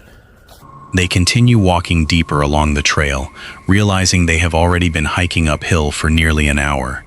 The path seems to stretch endlessly ahead of them. After the earlier encounter with the buck and the unexplained cracking behind them, every new section of trail gives them another reason to keep checking what might be following just out of sight. Cursed Urban explores abandoned and isolated locations where unusual activity has been reported. During this solo investigation of what Dan calls the Bigfoot Forest, he begins walking deeper into the woods alone. Before long, he sees something cross the trail ahead of him, and the encounter only becomes stranger as he tries to leave. While looking down the trail, Dan suddenly stops. He is certain he has just seen something move across the path directly ahead. Oh, dude, I just saw something. Hello? Straight ahead. Straight ahead. Dead ahead. I saw someone cut across the trail. Something tall, dude. Hello? Calling out into the darkness, he describes the figure as tall and points toward a nearby tree where he believes it disappeared into the forest. No one answers. Right there. I saw something cut from behind it to that side of the trail. Hey, is someone back there? Moments later, Dan hears another strange knock from the same general area. Oh!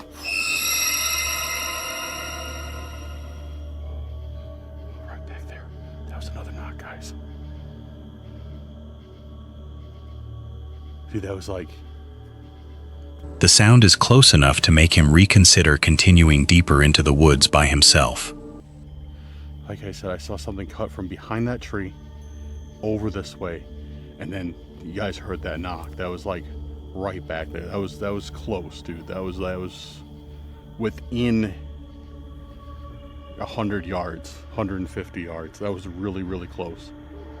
After thinking about what he just saw and heard, Dan decides to trust his instincts. Instead of moving forward, he begins backing away. Hey, I'm backing up, all right? I'm leaving. Dan turns around and starts leaving the area. At this point, he is no longer interested in discovering what might be farther down the trail. But as he retreats, another sound suddenly cuts through the forest. Dan hears what sounds like an object flying through the trees before hitting the ground nearby. Oh, something just was thrown. Do you hear that? They just threw something through the forest. Right back there, dude. Right back there. So like something got thrown like from that direction. I heard it like fly over and hit right there. To him, it sounds as though something has deliberately been thrown from the forest. The encounter convinces him that leaving was the right decision. As Dan continues toward safety, he begins hearing another disturbing sound. Dude, something's following me, for sure. I keep hearing footsteps right out of my view, back there. I keep hearing footsteps, like, kind of keeping pace with me, kind of not. For sure. All right, I'm leaving, guys. Like, I'm out of here. Footsteps seem to be moving through the woods just outside his field of view. Every time he walks, the movement appears to keep pace with him. Dan becomes convinced that something is following him. Somebody's following me. And if someone is following me, let's go. I am armed. Still hearing movement around him, Dan calls out and makes it clear that he is armed. The footsteps do not completely stop. Instead, he begins hearing sounds from multiple directions, including more movement alongside the trail. Dude, I keep hearing footsteps everywhere now. Dude, I literally keep hearing footsteps everywhere. I just heard something over there. I keep hearing something like keeping up with me. Right on that side. Right back there.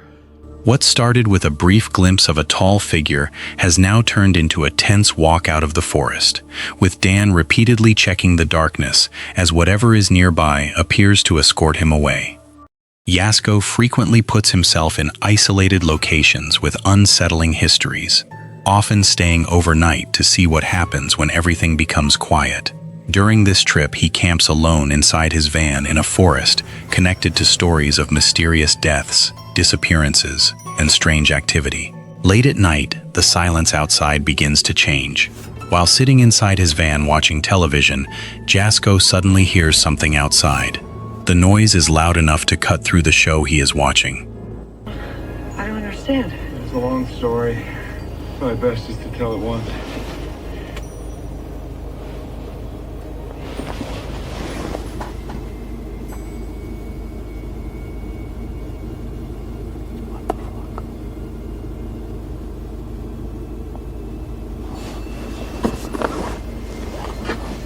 To him, it sounds disturbingly similar to a scream. He stops to listen but eventually decides to continue watching, promising to turn the camera back on if anything else happens. Not long afterward, Jasko is interrupted again. This time, his reaction is immediate. What the fuck? Who's there? He calls out, asking who is there. Then he becomes quiet and listens more carefully. Jasko suddenly realizes he can hear what sounds like voices outside the van. Guys. I hear voices. I legit hear talking outside the van. I think people are here. Fuck.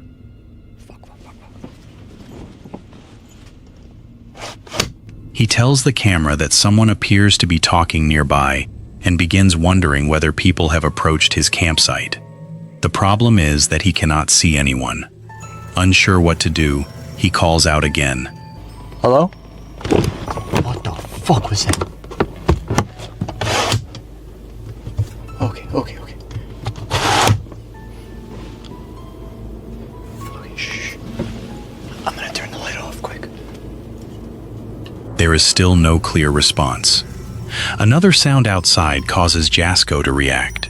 Wanting to see what is happening without making himself completely visible, he switches off the lights inside the van. He then prepares to use only his camera light while trying to look outside. With the exterior lights off and the front shades closed, Jasko struggles to see what might be surrounding the vehicle. He remains inside, listening for the voices that had been speaking only moments earlier. Then, an entirely different sound erupts outside. Literally, I have all the lights off outside. I have my shades in the front. Can't see anything. Oh! Holy shit! Yo. That's a gunshot. A loud bang echoes through the area. Jasko immediately identifies it as a gunshot. Whatever caution he had shown before disappears instantly. With mysterious voices outside his van and what he believes was a gunshot nearby, Jasko decides there is no reason to remain at the campsite. His only thought now is getting the van started and leaving the forest. Exploring with Angelo travels into remote locations searching for strange stories and unexplained activity. During this camping trip, Angelo returns to an area associated with reported Bigfoot encounters and unusual sounds. As the night grows quieter, something begins making noise beyond the campsite, drawing Angelo away from the others to investigate. Walking alone in the darkness, Angelo explains that the area is not especially known for traditional hauntings. Still, he cannot ignore the feeling that he keeps hearing something nearby. Something out here? So this place, I don't know, I've done research before. It's not really like known to be haunted. I keep hearing something. He pauses and listens. Then a strange sound comes from somewhere deeper in the trees.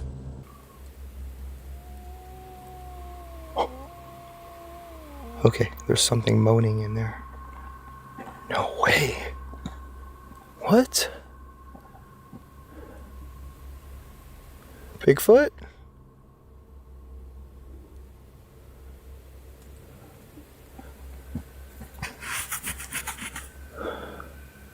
Something's in there. I heard it. Angelo describes the noise as moaning. Unsure what could be responsible, he jokingly wonders whether it could be Bigfoot. Then another sound catches his attention. Hey, dude, something hit that metal thing over there. Maybe it's trying to get my attention?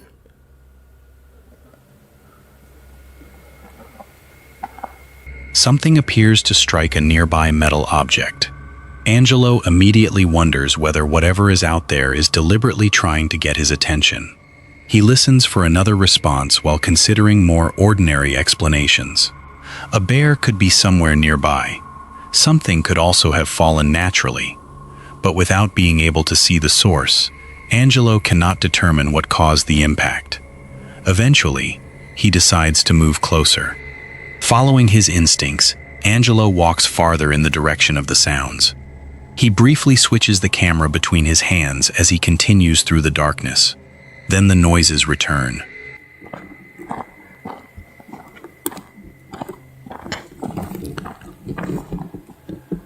was weird, though.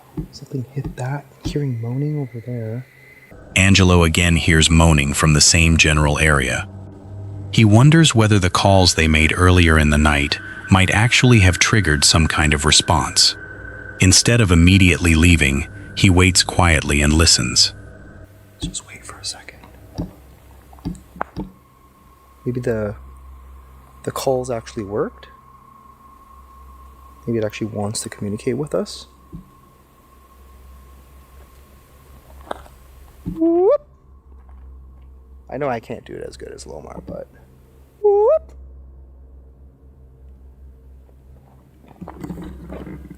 I keep hearing something over here.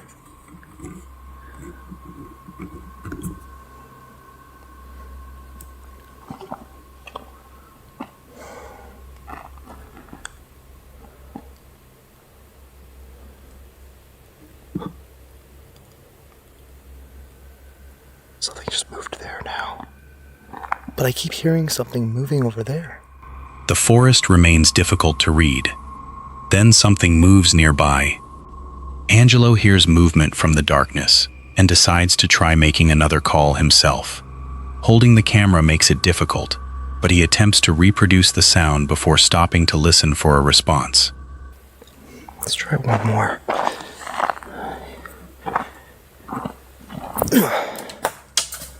Oh man, that was off a tree. There's too many trees over there. I can't really get it like deep in there. Nothing obvious emerges from the trees. With no clear explanation for the moaning, movement, or the impact against the metal object, Angelo finally decides to continue along the trail. A light suddenly appears ahead. Is that lights? Oh, that's a light. Hello. How you doing? Good. Somebody over there. For a moment, Angelo is unsure what he is looking at. Then he realizes another person is camping nearby and calls out a greeting. The discovery offers at least one normal explanation for activity in the area, though it still does not clearly explain the strange moaning and movement Angelo heard moments earlier. Rugged road explorers regularly ventures into remote landscapes in search of forgotten structures and traces of the past. On this trip, the creator is traveling through a rugged canyon when an unexpected discovery forces him to reconsider the safest route back. While heading back through a wash at the bottom of the valley, he follows what should be the quicker route through the canyon. So I'm headed back in the wash here, and check this out. Of course, there won't be any dwellings or anything here because the water flows right through here, and you can see how it's cut it out, but pretty cool. So this is the kind of thing that I see, that doesn't usually show up on camera. The area has been carved out by flowing water, and at first, the journey seems completely normal. Then he suddenly freezes after noticing something in the ground. Directly in front of him is a large footprint. Because check this out. Look at that footprint right there. That looks like a bear print to me. And there's another one. You can see it. You see the pad and you see the paws. So yeah, and you can see it. Ooh. Looking closer, he can make out what appears to be a pad and possible claw marks. To him, it looks like a bear track. Another print nearby seems to confirm that something large has recently moved through the area. Joking that it is either a bear or Bigfoot, he immediately becomes much more cautious. Instead of remaining down in the narrow wash, he decides to climb higher.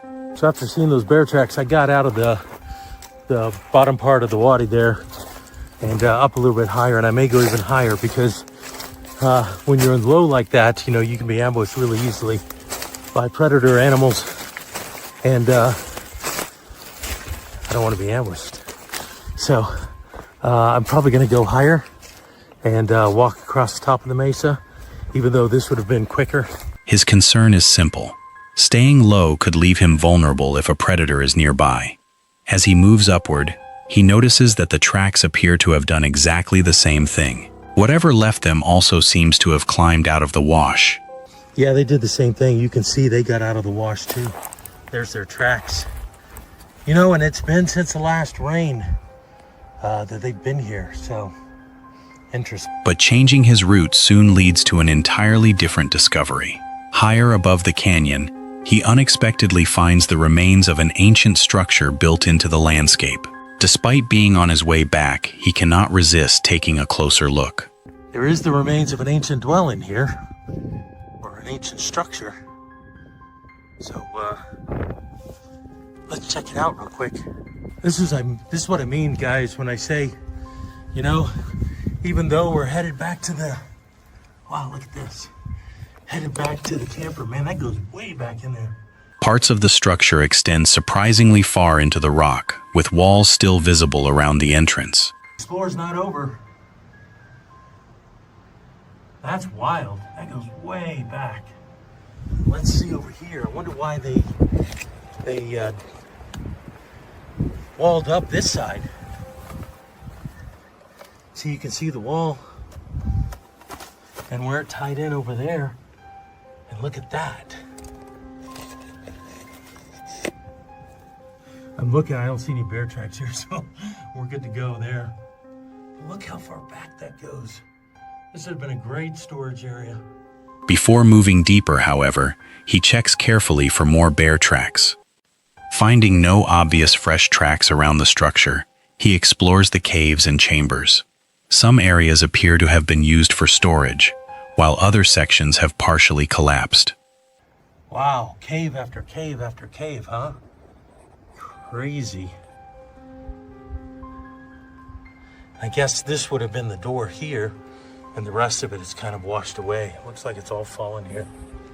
But, all right, the weather's turning on us, so I need to keep heading back.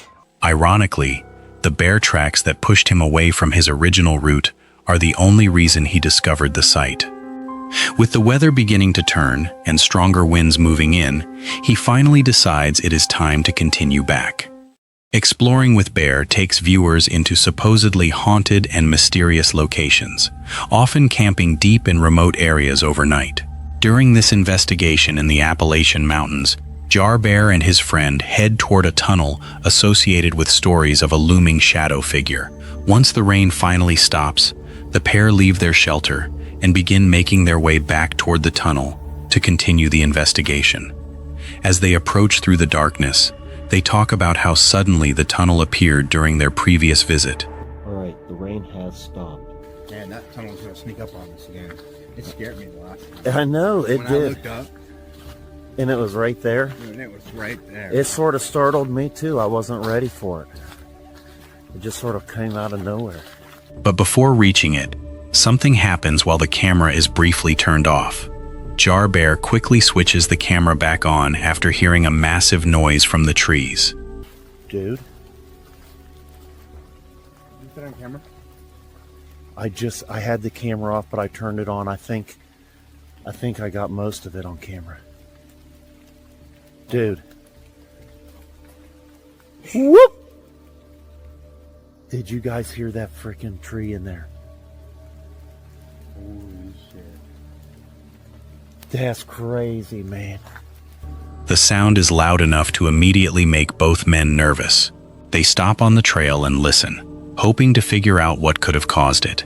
Wanting to see if they can trigger another response, they consider making a tree knock and instead try calling out into the forest. Here if we can hear anything else. Dang it, I don't have a knocker. I'd like to do a tree knock. Try one of your whoops, B. Whoop!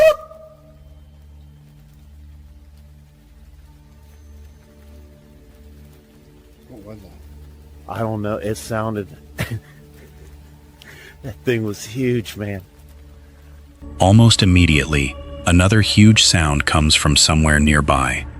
Neither of them can identify exactly what caused it, but Jar Bear decides to keep recording this time.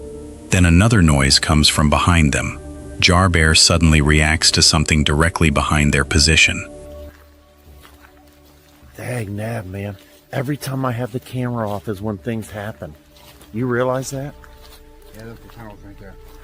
We are up on the... Ooh, dude, did you hear that behind us? Oh, I got the chills, man. You didn't hear that? That was like... Oh, my goodness. Oh, it felt like...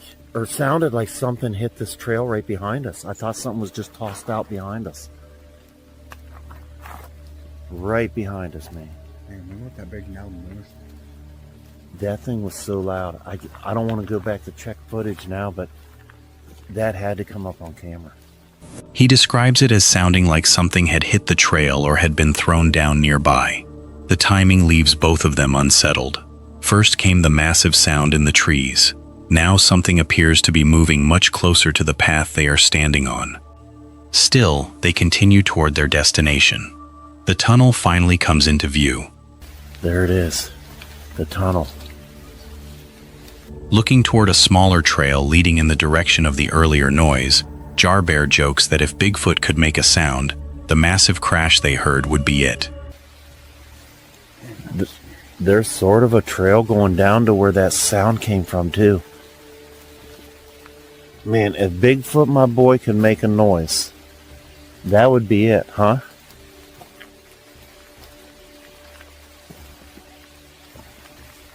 You know what I mean? Like, that was massive, man. But their actual reason for being there is the site's darker history and the reports of a shadowy figure around the tunnel. Look at the cobweb going across up there. Yeah.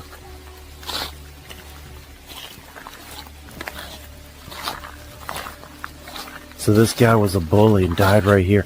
I don't know, man. It was like I was talking about that, and I got attacked. And he was a bully. Oh my goodness, that is so weird. I got the chills again, man.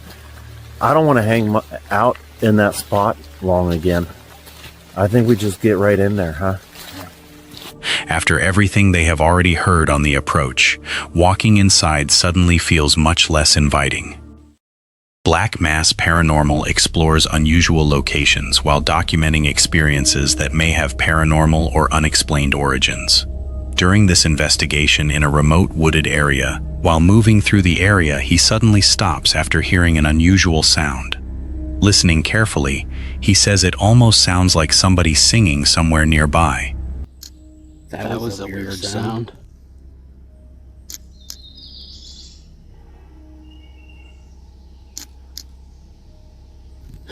Like I just heard, sounded like somebody singing. It was like, ooh. The experience clearly puts him on edge. Moments later, his heart is beating so hard that he struggles to keep the camera steady.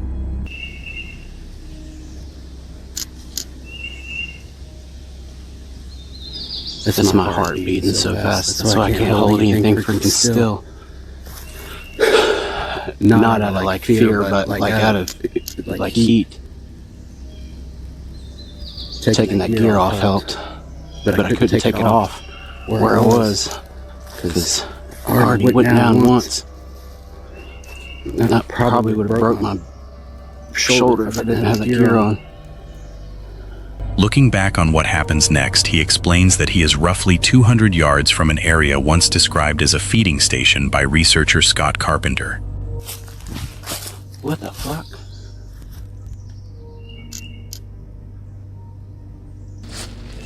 Alright, so this part was really strange. I initially went back. The area that I'm walking, about 200 yards away from here, is where Scott Carpenter had what he called the feeding station. Now, I know this spot specifically through Tony, so I know that I'm in the right area. And when I was moving through here, one thing that I do tend to notice a lot is the way that the animals react.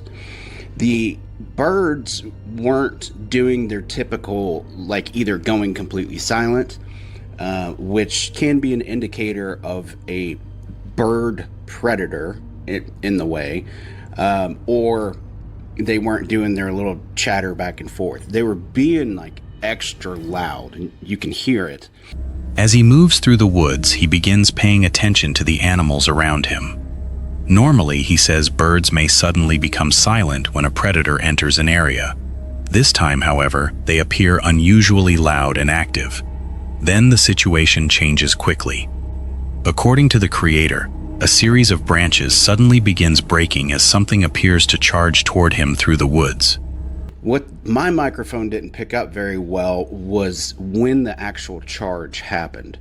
So if you look in the back left of this video, that's where this charge happened. All of a sudden, all of these branch breaks, and I hear something charge towards me. Now, what I find really interesting about this is if you look at the heat signature that I happen to pick up as I'm kind of moving back. So that is 144 degrees that this thermal reading is picking up, which is crazy. The hottest spot that I had picked up earlier was like 96. So you're talking about a temperature change of almost 50 degrees in the shaded woods. His microphone does not capture the full intensity of the movement, but he points toward the back left section of the footage as the direction it came from. As he starts moving away, his thermal equipment also registers an unusually hot reading. Continuing to retreat, he explains how intimidating it can be to hear heavy movement in dense woodland when there is no easy route around whatever might be approaching. The encounter leaves him interested in returning with different equipment that could potentially detect movement in the area more clearly. For now, he decides to head back toward his motorcycle. Before he can fully leave, another sudden disturbance catches him completely off guard. And get back over to the motorcycle here.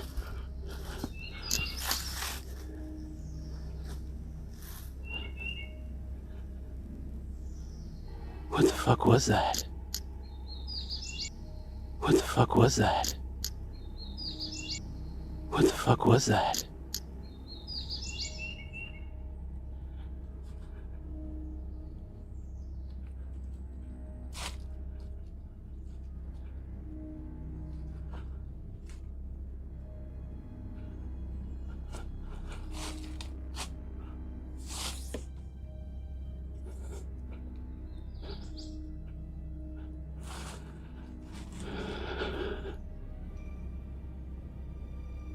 Well, I just got charged. He repeatedly asks what the sound was as he reacts to something nearby. After putting some distance between himself and the area, he sums up what he believes just happened in a few words. He says something charged him. Welcome to the Woods UK documents, repeated visits into a woodland where the creator has experienced a number of unusual incidents over time. From strange figures caught on camera to unexplained knocking sounds, the area has given him plenty of reasons to remain cautious. Reflecting on previous visits, the creator talks about the knocking noises he has heard throughout the woodland. Of course, we've had all them sort of knocking noises during the night and during the day, may I add. They've been during the day as well. Even sometimes off camera you'll hear the odd one. But it could be attributed to someone further in the woodland that shouldn't be in here just doing whatever they're up to that's causing that noise. But it's happened in the dead of night as well, which is the more concerning thing, which means someone's coming in at night time or whatever it is. It might be a natural phenomenon, but I can't put my finger on what it exactly is. Some have happened during the daytime, when another person deeper in the woods could potentially explain them. But similar sounds have also occurred in the middle of the night. That possibility concerns him far more. Later that night, an unexplained noise wakes him. He listens from inside his shelter as something seems to be moving outside. There's without a doubt someone moving around out there. Oh my God.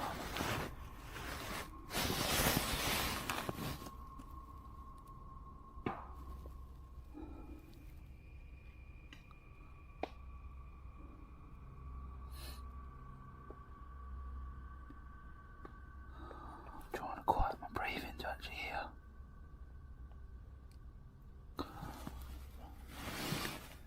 Whatever is making the noise is close enough to immediately get his attention. To him, it sounds distinctly like someone walking nearby. I don't know what the hell that noise is. Whatever it is, it's woken up. Whatever that noise is, it's woken the birds up.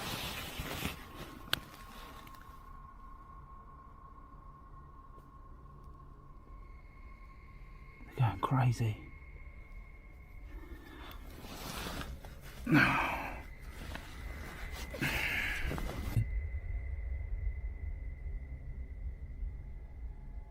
Definitely sounded like someone was walking.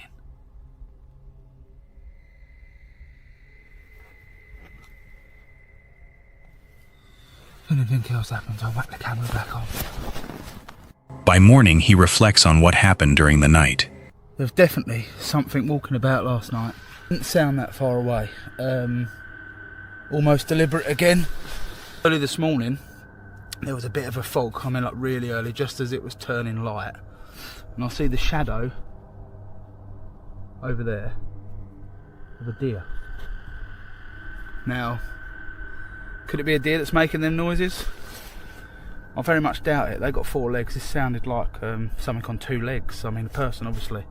He is convinced that something was walking around outside and that it did not sound particularly far away. He briefly considers whether a deer could be responsible, but the movement does not sound right to him. Instead of an animal moving on 4 legs, he believes the footsteps sounded more like something walking on 2.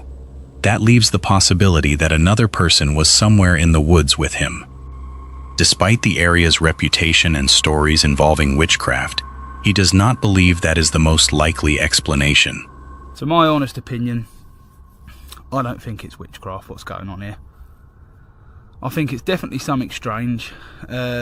Whether someone's coming out here when I'm here all the time. It's not every single time, but most times I have something happen here. His concern is more grounded. He wonders whether someone may regularly be entering the private woodland, especially because strange incidents seem to happen during many of his visits.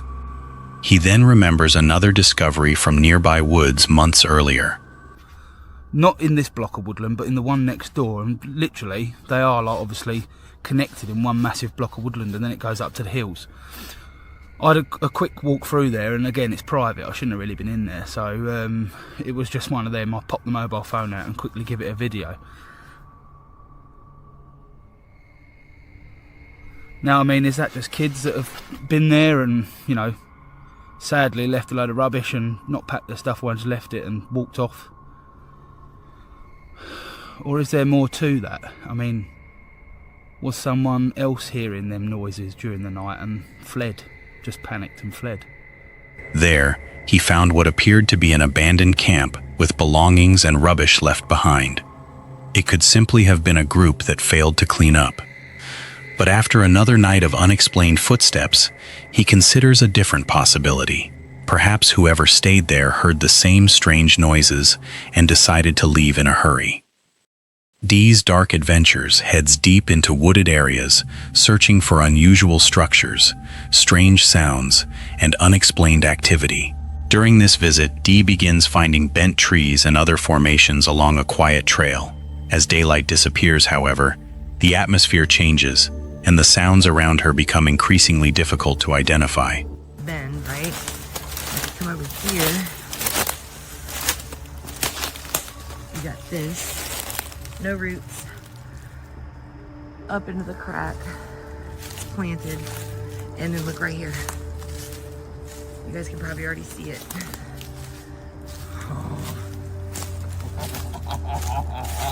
While walking near the water, Dee suddenly hears something that makes her stop. At first, she wonders if it was simply water splashing. Then she describes hearing what sounds like a small growl followed by movement nearby. That's what makes it fun. I'm an adult with imagination. Sue me. I can't have an imagination. There's a lean deer right there.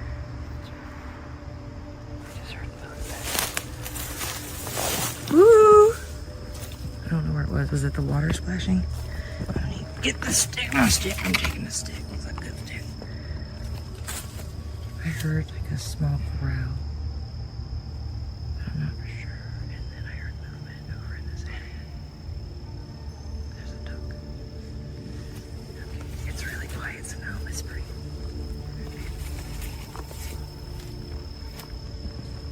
This is freaky.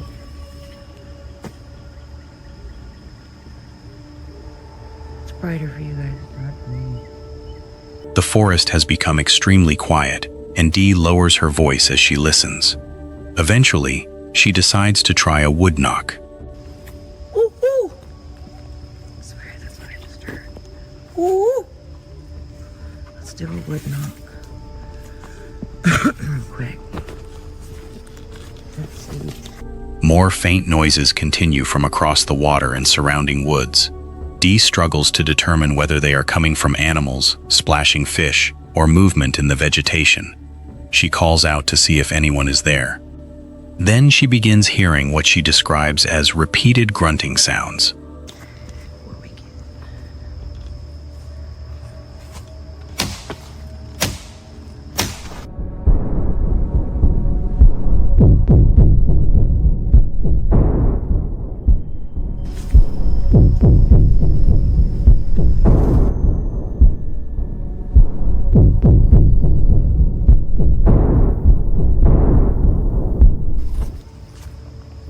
A strange screech immediately puts Dee on edge. Continuing along the trail, she soon notices a print in the ground that appears to show a heel, arch, and toes.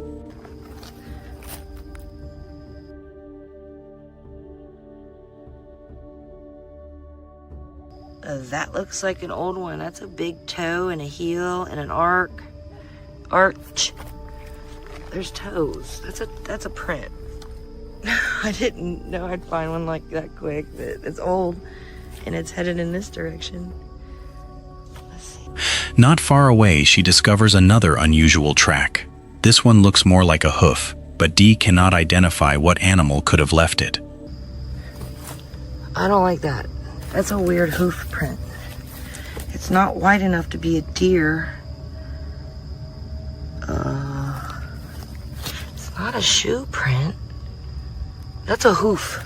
Oh, great. Now we're gonna have Hoof Man out here.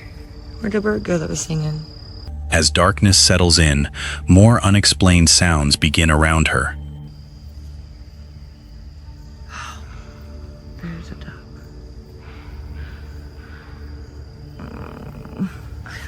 What is that? It did it twice. I thought it was a vehicle, but...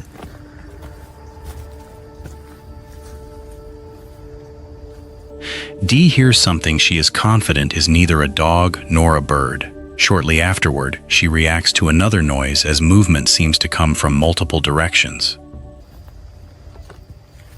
I only turned the camera on because it sounded weird.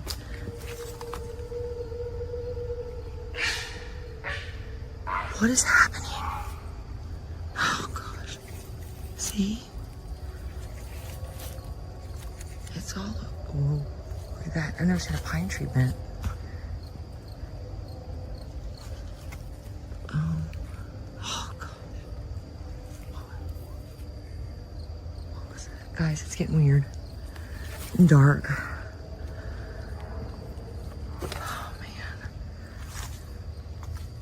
The isolation that felt exciting earlier is now becoming uncomfortable. Hello? I'm gonna put this down so when I walk through,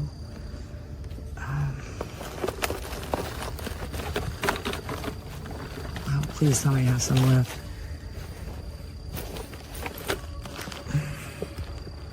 Oh.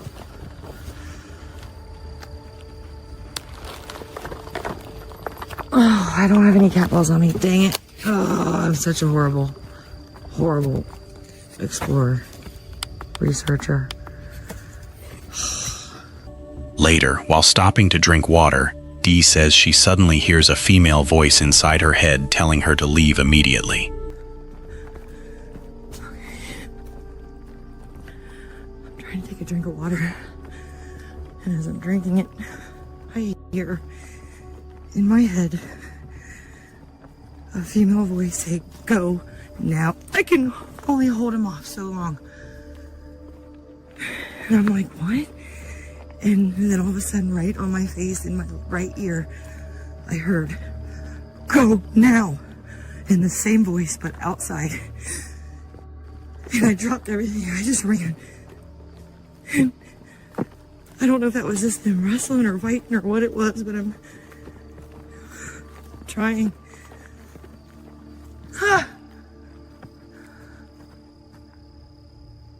According to Dee, the message warns, "Go now. I can only hold him off so long." Seconds later, she claims the same voice speaks directly beside her ear. About a year and a half ago, I swear it's the same voice.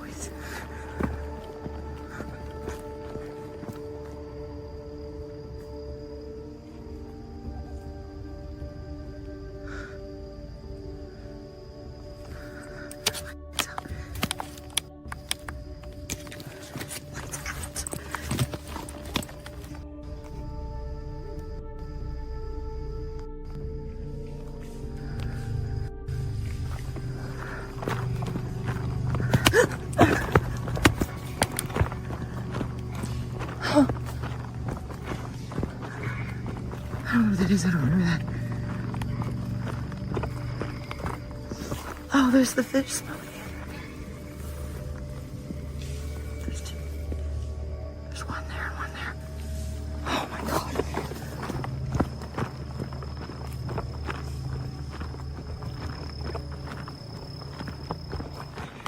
There's two right on top of me. I don't know what's what or what's... Oh God, I don't like the sounds they're making. This time, Dee does not wait around to investigate. She drops what she is carrying and starts running. As she tries to get away, Dee remembers hearing what she believes was the same female voice during an earlier visit to this park with her son. Then she becomes convinced that two separate sources of movement are now extremely close to her. Whatever is happening, Dee's only priority becomes reaching the road and getting out of the woods. Haunted Finders has spent years investigating locations with strange histories, and this time the channel returns to the vast Sherwood Forest. While exploring a quieter section away from the main paths, the investigation begins producing some unusual responses. But eventually, the activity seems to move beyond their equipment and into the forest around them.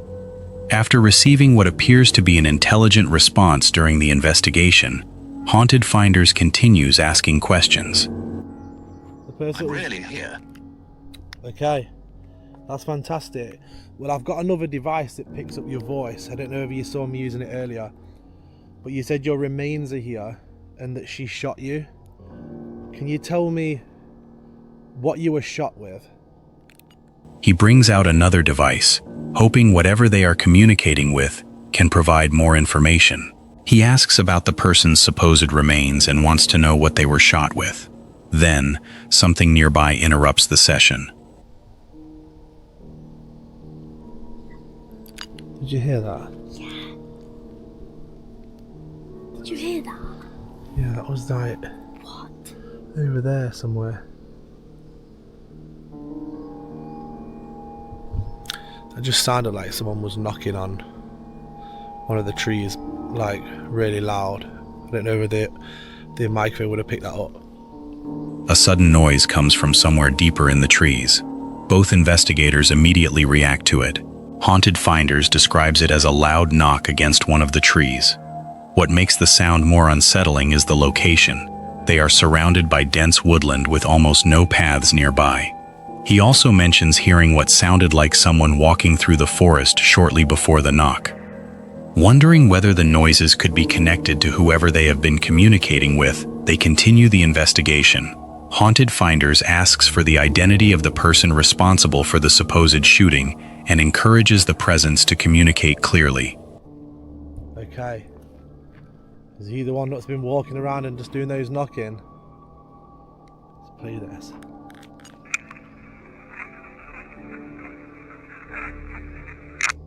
Can you tell me who shot you?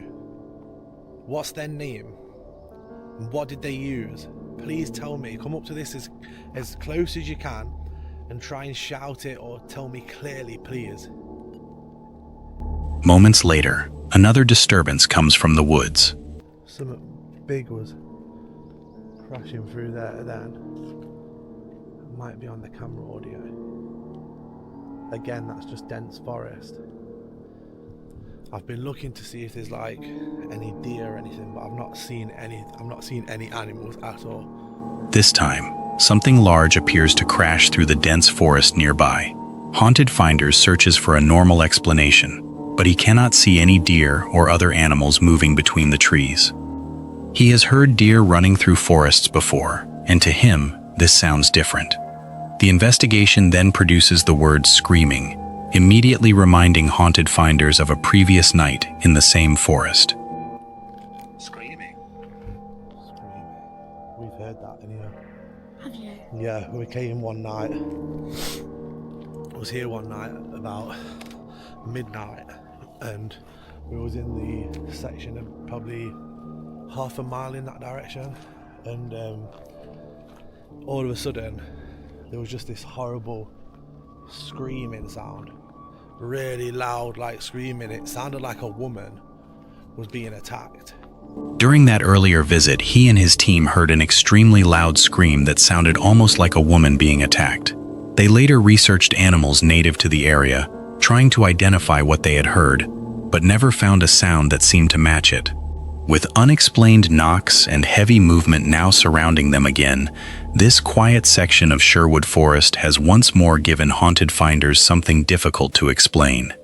Wild Bear shares calm wilderness adventures, usually focused on hiking, camping, and spending time alone outdoors. For this autumn trip, she sets up a relaxing day camp in the woods. Her plan is to carve a pumpkin, prepare some warm food, and remain there after sunset to see whether anything unusual happens.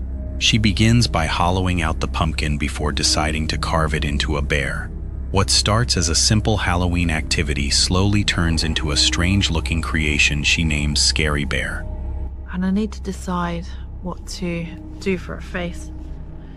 I was going to try a scary bear, but I don't think I can pull that off. Mouth like that. Let's try it. What's the worst that can happen? I don't know what any of these gadgets are for particularly. Make an eye here. Oh, wow. That's amazing. Oh, that's so easy. The face gradually takes shape as she adds eyes, a rounded nose, sharp teeth, and heavy eyebrows. By the time she finishes, the pumpkin looks surprisingly intimidating and becomes the perfect companion for the darker part of the evening. Oh yeah, he looks like a right meanie now. That's what he needed, he just needed eyebrows. Well, that's not too bad actually. Rawr. Oh. With the carving finished, she warms rice pudding over the fire and adds cinnamon. For now, the woodland remains peaceful, with nothing more unsettling than the approaching darkness. A little bit of cinnamon as well. Perfect.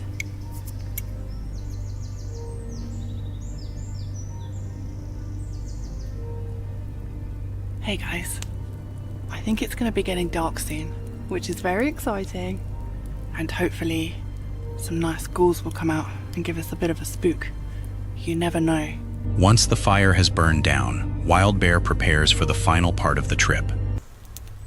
I think I'm gonna burn through the rest of this woods, and then I'm gonna sit in the dark and wait for the ghosts. Right, it's dark and my coals are out and nice and cold. I'm gonna turn all my lights off now and sit in the hot seat here in the dark. I've got 2 trail cams out facing the chair, so you'll be able to see me, but I won't be able to see anything apart from maybe Scary Bear there. We'll leave him on, and yeah, we'll see if we can get some ghosts to come and talk to us. Oh, I do hope so.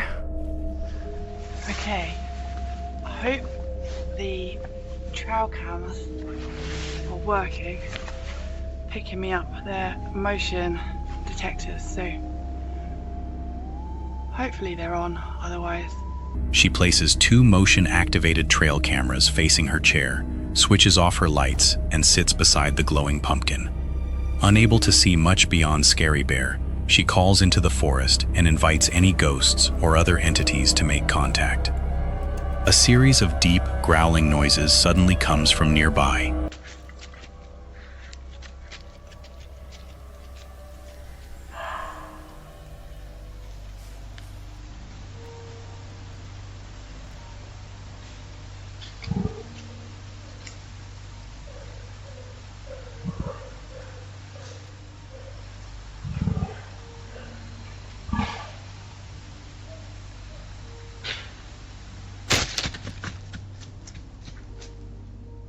Is anyone here? Make a sound. If there's a spirit here, make a sound.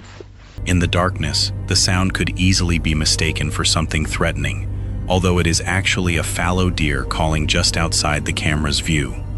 She continues asking for a sign. Moments later, something begins crunching through the leaves around her chair.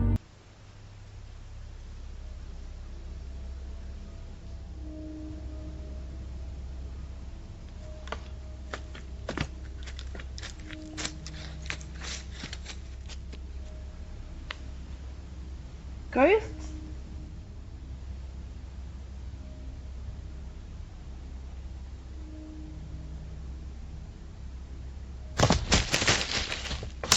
Another deer sound erupts without warning, startling her as she waits for a response.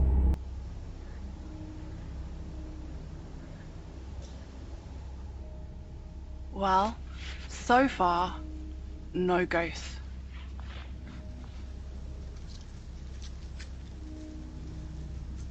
Yeah, I mean, it doesn't look like we're gonna get any ghosts tonight. Maybe they're here, they're just shy. Ghosts can be shy, can't they? Ghosties!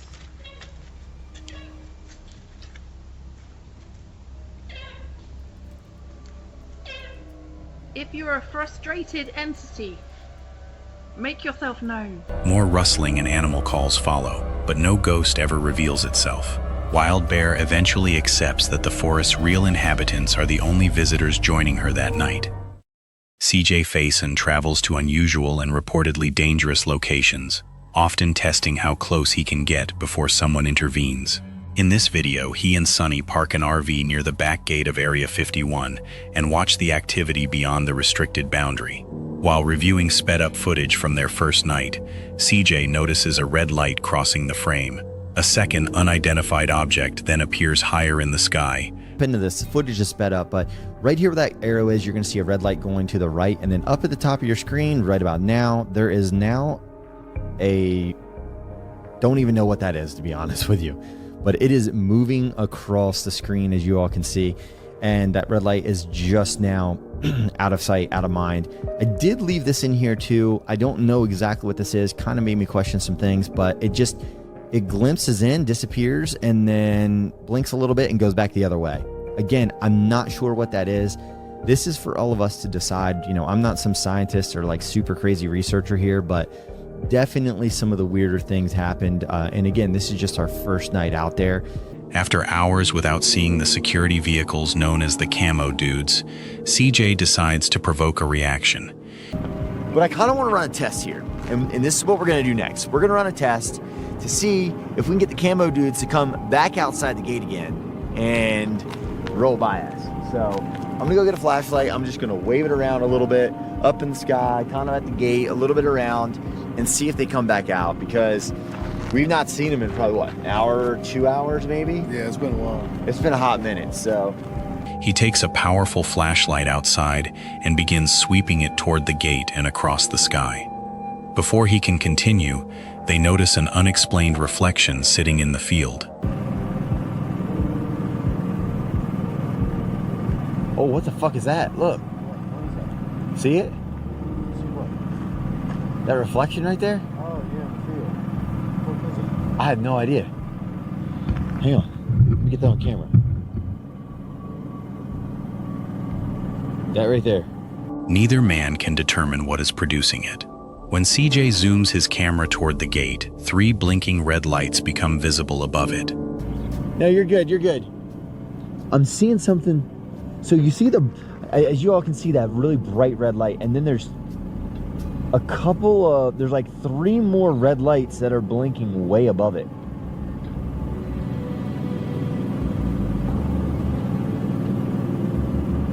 Sonny, come here, quick. The camera can see it, but us to the naked eye, we can't see this. Come here. What is it? Come over here. So, see the red light right here? Look at these 3. One's moving to, 2 are moving to the right, one's moving to the left. You can't see it with the naked eye. Oh, no shit. They're blinking. Yeah, all 3 of them. What the hell is that? I have no idea. I literally just zoomed into the gate to like see if we could see headlights coming this way after I, basically flashed them. 2 move in one direction while the third separates and travels the opposite way. Strangely, the camera can see them more clearly than their own eyes can. Another object suddenly crosses the lower part of the recording. Its movement does not resemble the straight path of an ordinary aircraft, leaving CJ unsure what the camera captured. There is some type of anomaly that flies across from right to left, and the flight path of this is not normal at all, as you can see. Okay, this is nuts. Okay. At that exact moment, their radiation meter begins sounding an alarm. Tell him, ask him if I turn that light up. It's going off. What is that? It's going off. The radiation meter. Look. Dude, I'm getting inside. Look at this. Look. What the fuck is happening? It's going off like crazy right now.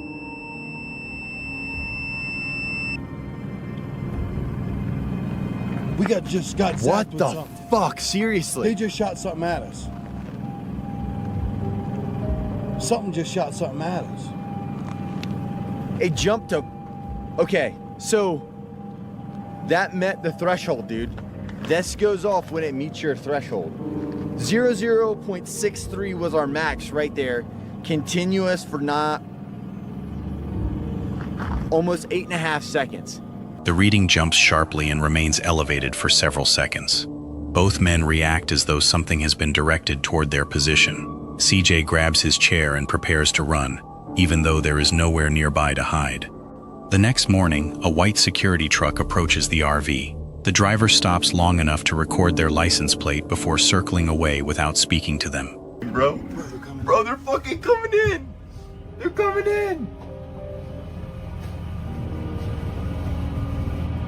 Yo, they're getting our tag number, bro. They're getting our tag number. What are they doing? Oh shit, he stopped right there.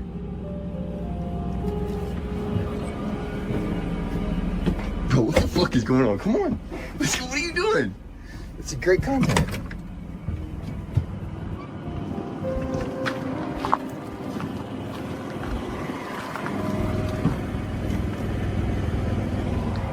Wave at him. They just got the tag number. Oh shit. You ain't gotta wave back. Later, as they stand near another gate, the barrier suddenly lowers. Back inside the RV, they discover that the vehicle will no longer start.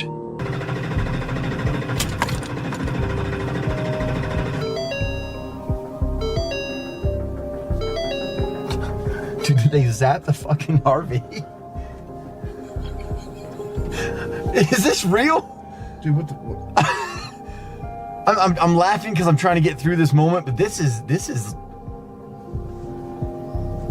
like, you see this, right? With another truck moving nearby, the situation begins to feel increasingly uncomfortable. The engine eventually starts after several attempts, allowing them to move away from the restricted area. Ray Gloom's real-life encounters documents isolated hikes where ordinary wildlife can quickly become a serious threat. During this trip, Ray is moving alone through a remote wilderness area when he begins hearing something in the trees above him. And that's a good attack place for a tick. Oh.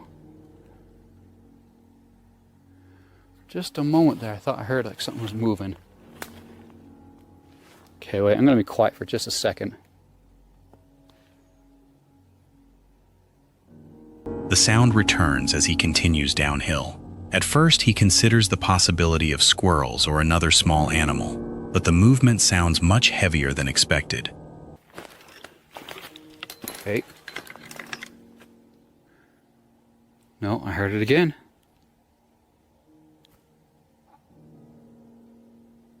Okay, there is something up there.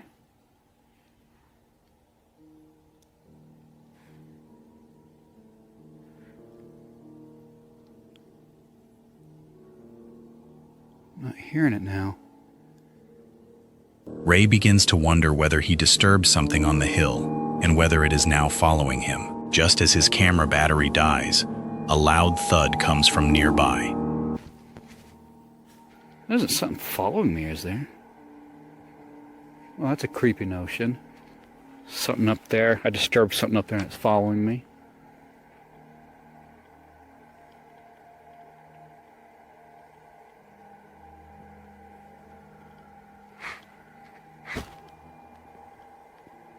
Okay, I heard something now. Is it working? Sorry guys, my battery died there. Okay, I got it back up. Got my camera back out again.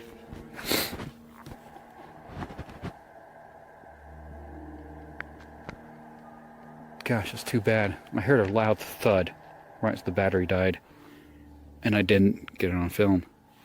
Later, another heavy movement erupts farther up the slope. Oh! Okay, that was loud. Okay, something moved up there, and it did not sound really small or anything. I am going to attempt to use my zoom lens. See if I see something up there. Ray raises his zoom lens and searches the trees, but nothing clearly steps into view. The movement happens again in the same area. He turns the camera as quickly as possible, yet whatever made the noise stops before he can locate it. Ray becomes increasingly convinced that something followed him down from the hill. He briefly sees movement between the trees, but it disappears without producing the sound of an animal running away. It's just... something about this just isn't working out right, though. It's just like a quick move and then it stops. And I know I saw something move, but it was gone fast. But then I didn't hear a bunch of rustling, like it was running off somewhere, but I couldn't see it. He considers whether it could be a moose. However, several details do not fit. His greater concern is that a mountain lion may be quietly tracking him. The situation becomes more serious when Ray remembers that he left his bear spray at home. He decides not to camp in the area and begins planning a careful retreat. While watching through the zoomed camera, he thinks he sees something moving around his position. Wait. I may have just seen something move right there.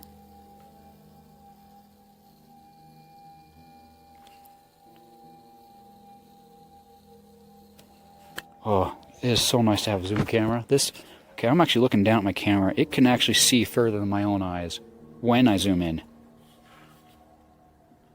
The possible animal appears to be changing direction, as though attempting to get behind him. Ray slowly backs away while keeping his attention on the trees. A squirrel then begins making warning calls from the same direction, suggesting that something larger may still be moving nearby. Even after reaching another section of the forest, he cannot shake the feeling of being watched. Okay, I'm still not hearing or seeing anything, but I get like the distinct feeling that something is watching me. There's something back there around somewhere. I think it's a mountain lion. It moved over there, and it's over there somewhere. I feel like it knows I'm here and it's watching me. I can hear my every move. The woods become quiet enough that every step feels exposed. An unfamiliar call suddenly comes from behind him.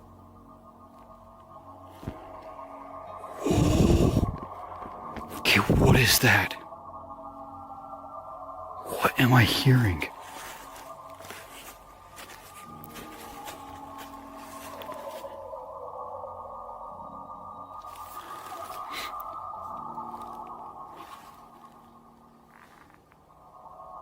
Okay, I don't think that's a mountain lion. No mountain lion sounds like that.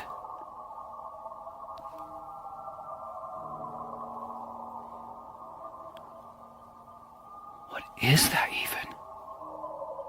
It's like not an elk or a moose. Certainly not a mountain lion. What even sounds like that? It does not sound like a moose, elk, or mountain lion. Ray immediately drops to the ground, too frightened to continue moving.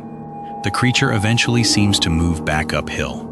As soon as the sound fades, Ray chooses the opposite direction and leaves the area without attempting to identify it. Genevieve creates personal travel videos centered on new experiences and solo adventures. During a road trip through Colorado, she decides to spend the night alone at a remote mountain campground. Rather than using a tent, she plans to sleep inside her car because it feels more secure. So I decided a few weeks ago that it was really important to me to go to Telluride and do a camping trip by myself. And I'm not going to be camping in a tent. It's going to be like a real car camp. Like I'm going to sleep in my car. And I decided that made me feel like a lot safer, I guess. As night approaches, Genevieve admits that the isolation is affecting her more than expected. But I don't know, it's just, I'm so not used to this. Like I'm not used to camping, I'm not used to sleeping in my car.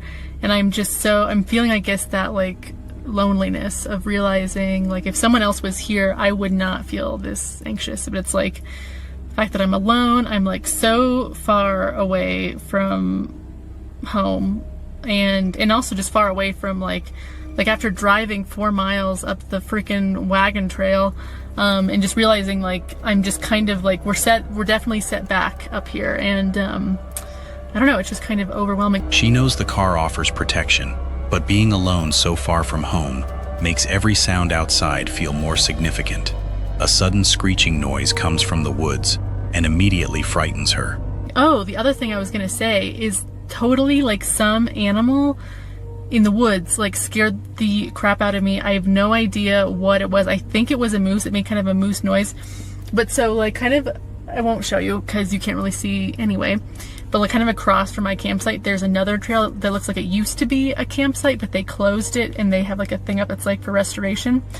And because I'm just like walking around bored, I just decided to walk up there to the hilltop and just like take some pictures and stuff. And then all of a sudden like there was like, so it's like you're on the hill and it's like a little bit open, but like there's a bunch of trees and stuff like right behind. All of a sudden this loud, like, I don't even know how to describe it. This is why I don't know what animal it was. I don't even know what kind of noise this was, but it felt like kind of like a screechy, like I'm assuming like a moose noise. She cannot determine whether she saw a head, antlers, or an entire animal. Her best guess is that it may have been a moose, but the dark figure remains hidden in the shadows near her campsite. Before sleeping, Genevieve reflects on how much anxiety the experience has created. She tries to stop imagining worst-case scenarios and reminds herself that uncertainty does not automatically mean something bad will happen. After attempting to sleep, her fears return. I just could not stop thinking about all of my like worst-case scenarios of what I thought was gonna happen throughout the night and how worried I was about not sleeping, and then I really had to pee, and that was freaking me out because I so did not want to get out of the car. Like there was no part of me that was like, it was like pitch black outside. I was like, I am not getting out of this car. The forest is completely still, and she becomes increasingly reluctant to leave the car, even though she desperately needs to use the bathroom. She climbs into the front seat and unlocks the car from inside, hoping to avoid making noise. Like my plan was like, okay, just take your shorts off. You're just gonna open the door, basically pee like next to the car, and just get right back in and it's gonna be fine. So that did not happen. So it's like midnight and I clamber into the front seat, half naked. I go to unlock the car from the inside of the car, like that button that's inside the door. The car unlocks, cool, no sound. But then I go to open the door and the alarm, like so loud. And again, it's like midnight. Genevieve manages to silence it by starting the engine. Although embarrassing, Stepping outside allows her to see the stars and briefly realize that nothing threatening is standing around the vehicle. She finally falls asleep, only to wake around 5 in the morning to a distinctly human-sounding tapping against the car. I fell asleep, woke up around 2, was like weirdly wide awake at 2, and then like saw my watch and was like, oh my god, it's only 2. And I was like awake for like an hour, fell asleep probably again around 3, and then I was awoken around 5 by like someone tapping on my car. And it was like a very human sound. Like, it was as if someone was out there like that. And I was like, oh my gosh, it's probably like my camp neighbors. They're probably coming to like tell me how I ruined their night because of my car alarm. But no, I so wish I got this on film because I feel like you guys won't even believe it. But on my, I'm just gonna like show you like the back of my car here. There's that little stand. And I hear the tapping, I don't know where it's coming from, and so I just like, I'm like looking all over the place. I'm like, oh my gosh, where's that coming from? And I didn't see it. And then the last place I look, and there's this like big ass bird, like right there. After searching every window, she discovers a large bird perched on the back of the vehicle. It stares inside and repeatedly flaps against the glass before flying away, bringing the strange night to a harmless end.